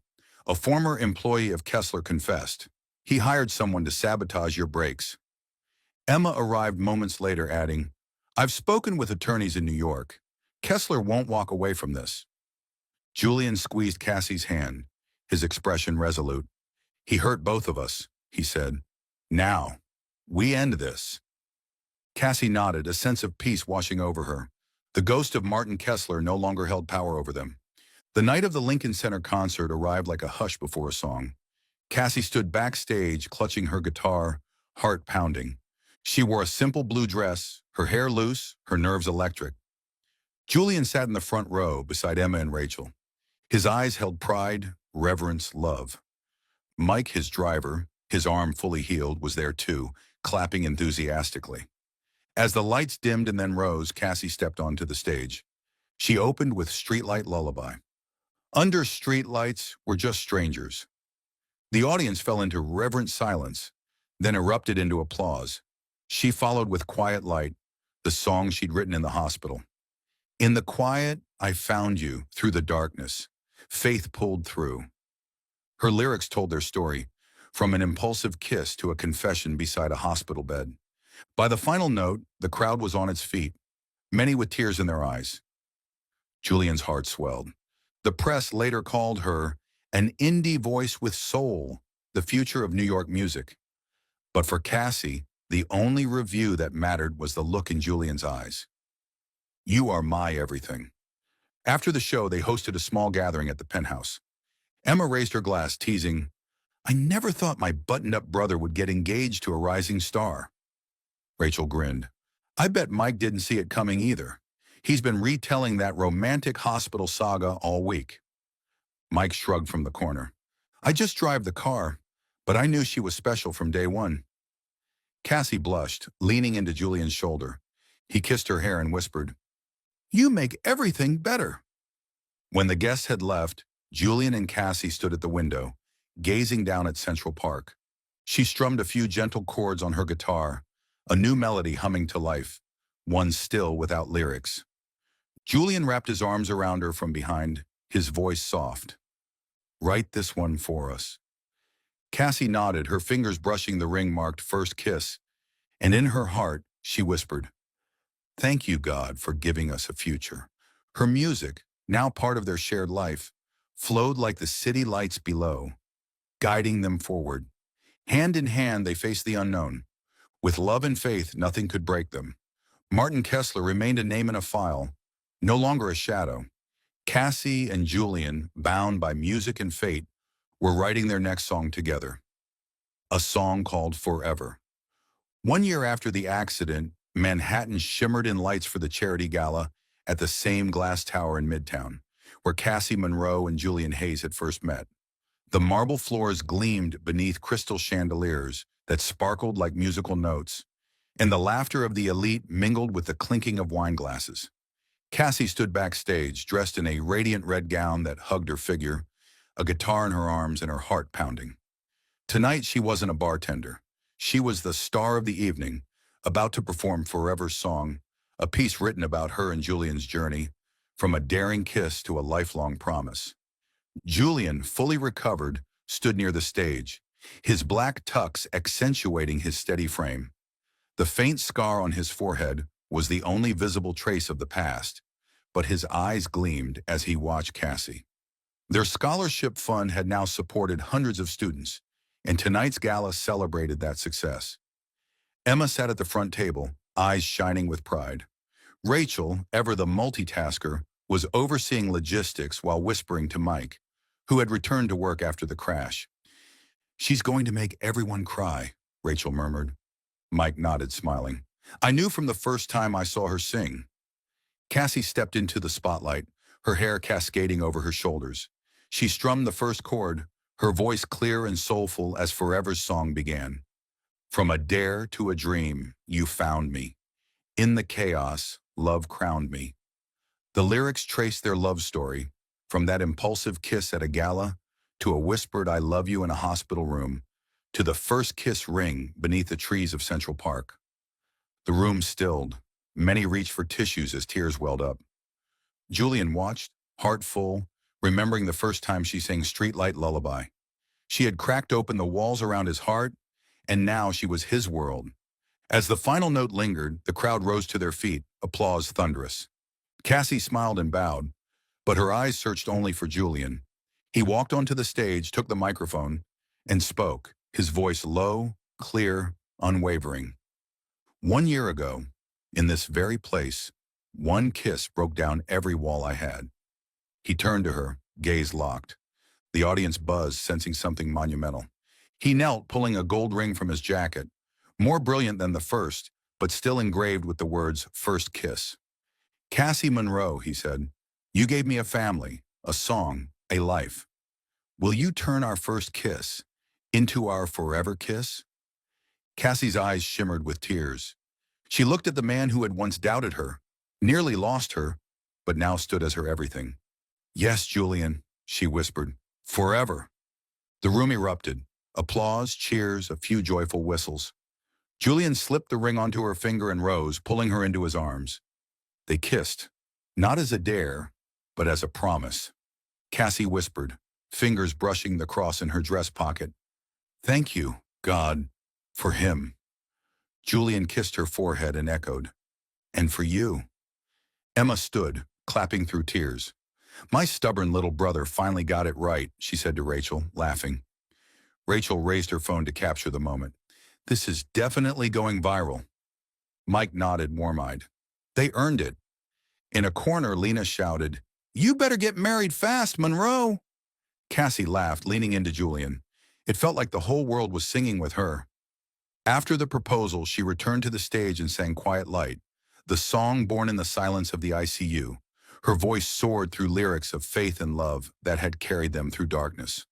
The crowd rose again, tears in their eyes. The press later wrote, "Cassie Monroe isn't just a voice. She's the soul of New York." Julian watched from the wings, his heart full. This song, their story, it all proved fate had chosen right. The night wound down, but the joy didn't end. Rachel returned with news. "Detective Ramirez just emailed. They've arrested Martin Kessler. Full confession, solid evidence." Emma, calling from Boston, said firmly, "He won't walk free this time. I'll see to it." Julian squeezed Cassie's hand. "He's the past." Cassie nodded, a sense of release washing over her. Martin Kessler, who once tried to manipulate and destroy, was no longer a shadow in their lives. They stepped out into the night, the city glowing around them like a living symphony. Cassie held Julian's hand, the first kiss ring gleaming in moonlight. They made a quick stop at a nearby recording studio, where Cassie, with help from the Foundation's team, had recorded the final version of Forever's song. When it was released, the track soared up the indie charts, quickly becoming a phenomenon. But to Cassie, the true success was watching Julian listen to it, eyes lit up as if hearing her heart. In the car, with Mike driving, they passed Central Park, where Julian had first proposed. He wrapped his arm around her and murmured, "Write a new song for our wedding." Cassie smiled, nodded, and touched the cross at her neck. She whispered silently, "Thank you, God, for this future." Her music now pulsed with their shared life, like the lights of New York, guiding them forward. With faith, with love, and with melody, they were ready for forever.